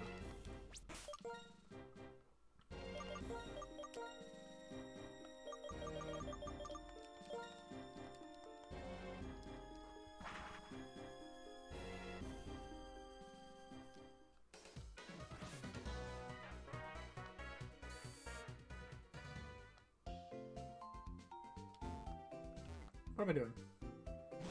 I go to the Pokemon Center so immediately when I go to towns.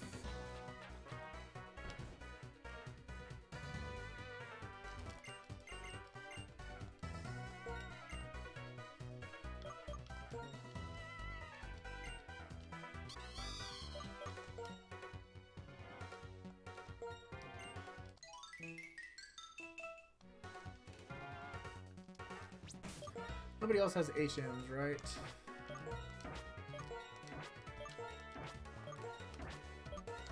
Correct, okay. Excuse me.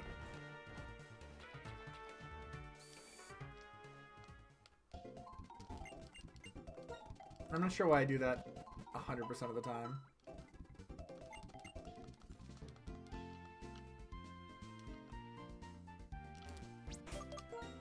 Alright. So where did my acrobatics go?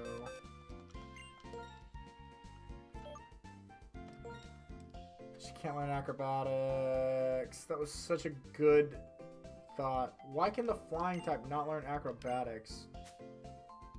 Fuck. Alright, well I guess fly is the best move then. So it was, that was a waste of my time. Whatever. I was going to nuke that Mienshao with flying gym acrobatics. It was going to be incredible. Damn it. That's okay. Yeah, aerial ace ain't it. Okay. So I guess we wasted the trip. So, whatever. That's fine. Fly is definitely her best move then. At this point in the game. Unless it was like Sky Attack or Brave Bird.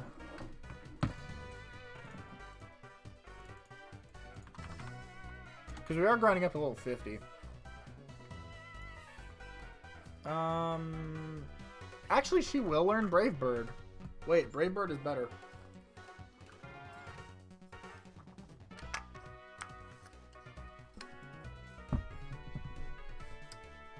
Yeah, I think we go Brave Bird, Swanna. She learns Hurricane too, but that's really inaccurate. Okay, never mind. I do want to delete Fly off of her. I was wrong again.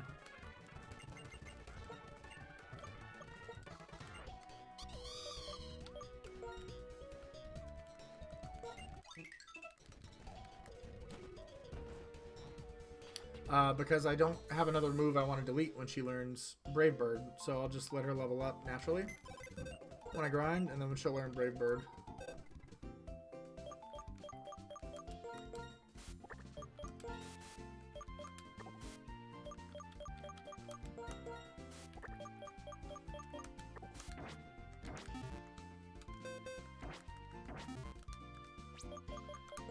I got in Pheasant because I need a flyer.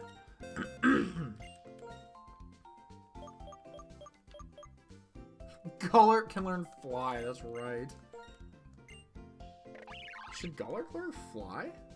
For the fighting types? Probably not, right?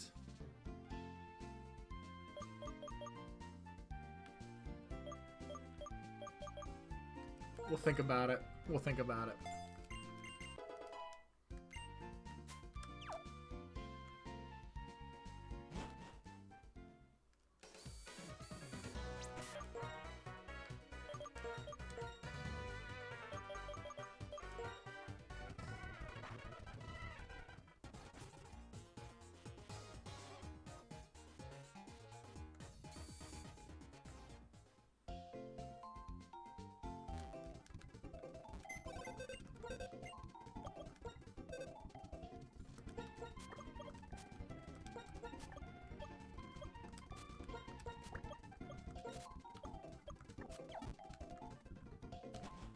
Okay.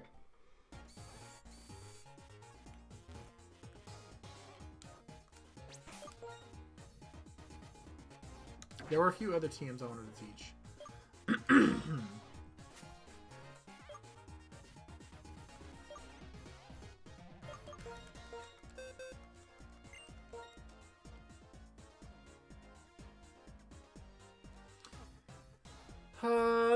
Rockslide Darmanitan might not be bad either, to be honest. Because we could do Fly this thing. Fly Gullert. That could be just a little extra coverage. You know what? I'm okay with that.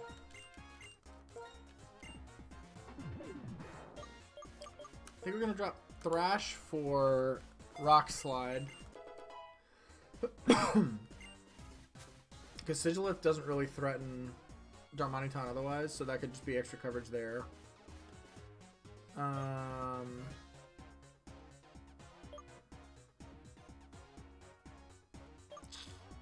There were other things up here, right? No. Toxic. I wanted somebody to learn toxic in case we needed toxic stalling.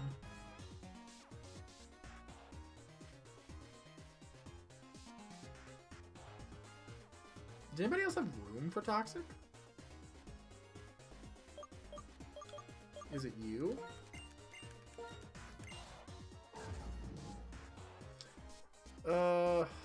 Do I go toxic over Mega Punch or do I go fly over Mega Punch? And am I ever gonna set up Iron Defense with this thing? I don't know. Well, hang on. Let me look at their movesets real quick. Do they learn anything else? Golurk is gonna learn nothing else for the rest of the game for us. We did miss out on Heavy Slam with Golurk, but I think that's fine. Darmanitan is going to learn Super Power at 47. I think that might go over Hammer Arm. Hammer Arm lowers speed, Super Power is stronger, and drops the user's attack and defense by 1 stage. I think it's fine because I'd probably swap out after that anyway. Yeah, okay. Darmanitan's going to learn Super Power. Chandelure doesn't learn shit anymore. And it wasn't going to learn anything new before the end of the game anyway. Yeah, Lampent wouldn't have learned Overheat anyway before our last level cap. 53 would have been it for Lampent. Yeah, so nothing lost there. I wonder if I even need Flamethrower or Flare Burst or whatever the fuck, because I have Darmanitan, right? Who else is on this team right now?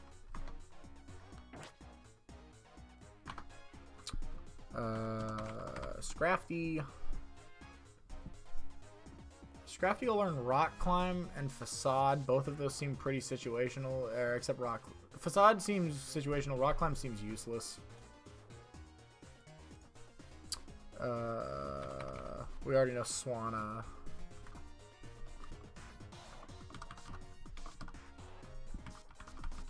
And Stoutland will learn Last Resort at 51.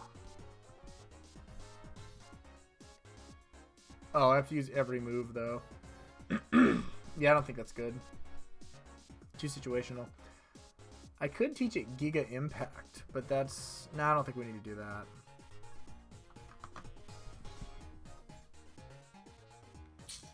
So... let's see something.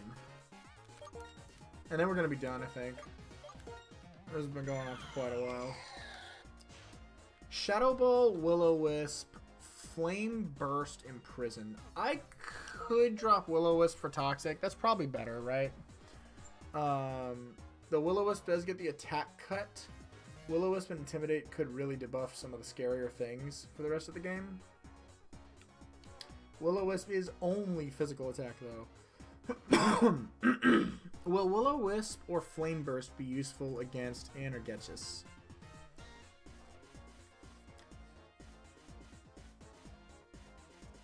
Flame Burst is pretty good against Vanillix and Klinklang, because neither of those threaten Chandelure very much at all.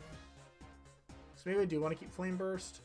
Will-O-Wisp, though, is there anything that I'm really scared of attack-wise that I want to burn with either of those two? Not for N, but for Getchus?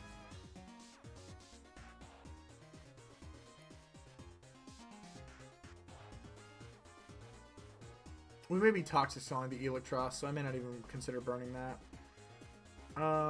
Bouffalant. Yeah, I'd try to burn the Bouffalant and the Electros maybe. Those are fucking scary. I have a Will-O-Wisp TM. Wait, I have a Will-O-Wisp TM, don't I?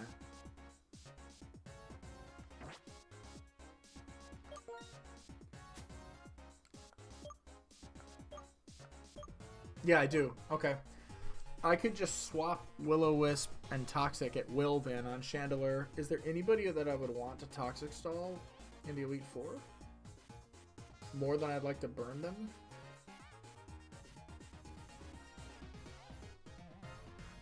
I don't think so, but I have the option. So I'm not going to teach Toxic right now, but I do have it, and I can just swap it on Chandler at will if I want to.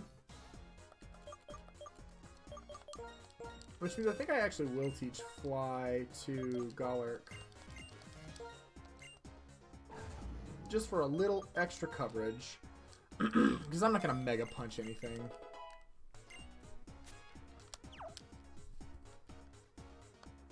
Okay.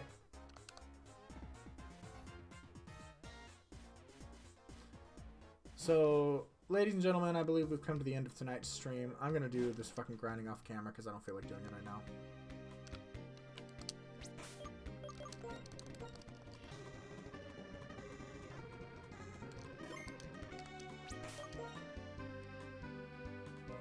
Alright, so our Elite Four team will be this exact Chandler,